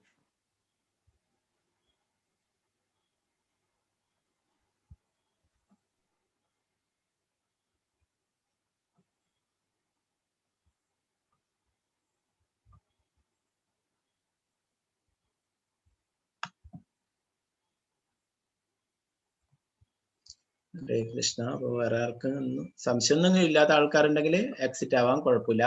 കുറച്ച് സമയം ലേറ്റ് ആയില്ലേ. ആർക്കെങ്കിലും എന്തെങ്കിലും സംശയങ്ങൾ ഉണ്ടെങ്കിൽ ചോദിക്കാം. അല്ലാത്തവർക്ക് എക്സിറ്റ് ആവാൻ കുഴപ്പമില്ല. അപ്പൊ നാളത്തെ ക്ലാസ്സിലൊക്കെ പങ്കെടുക്കാം. നാളത്തെ ക്ലാസ്സിൽ വളരെ പ്രധാനപ്പെട്ടതാണ്. ആത്മാവിനെ കുറിച്ചൊക്കെ പറയുന്നതാണ്. എല്ലാവരും നാളെ പങ്കെടുക്കുക.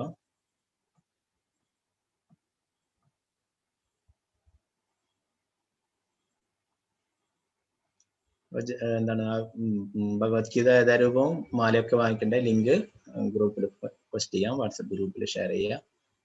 ഹരേ കൃഷ്ണ.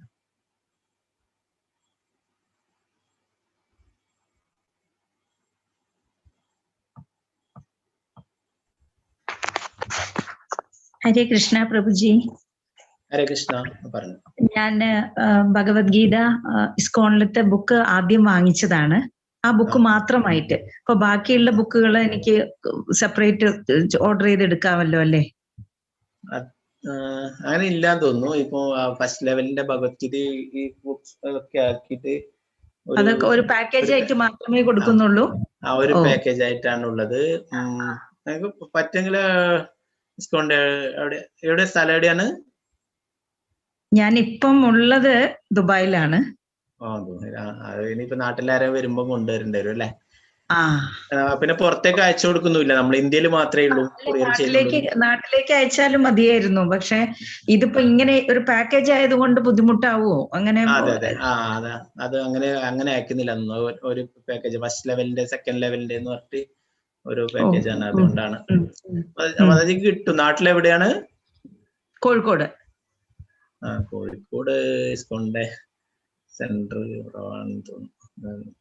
ഗുരുവായൂരൊക്കെ ഉണ്ട്. ഇപ്പം ഗുരുവായൂരൊക്കെ ഗുരുവായൂരുണ്ട് ഇസ്കോണിന്റെ.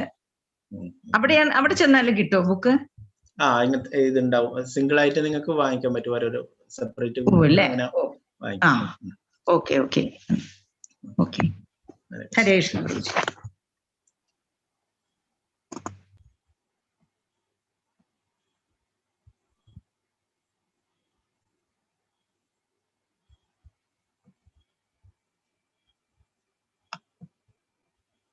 ഹരേ കൃഷ്ണ. അപ്പൊ വേറൊന്നും സംശയമൊന്നും ഇല്ലെങ്കിൽ നമുക്ക് ഇന്നത്തെ ക്ലാസ് ഇവിടെ ചുരുക്കാം.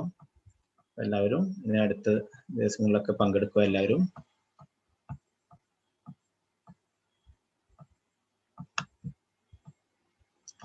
ഹരേ കൃഷ്ണ. എല്ലാവർക്കും നന്ദി. വഞ്ച കൽപതരുഭ്യശ്ച കൃപാ സിന്ധുഭ്യവച പതിദാനം ഭാവനേഭ്യോ വൈഷ്ണവേഭ്യോ നമഃ. അനന്തകോടി വൈഷ്ണവവൃന്ദയ്ക്ക് ജയ്. ശ്രീല പ്രഭുപാദയ്ക്ക് ജയ്. Hare Krishna. Thank you Mini Mataji, thank you Divya Mataji, thank you Surya Mataji, thank you Suvarna Prabhu Mataji. Hare Krishna. Hare Krishna. Hare Krishna. Hare Krishna. എല്ലാവർക്കും നന്ദി. ഹരേ കൃഷ്ണ.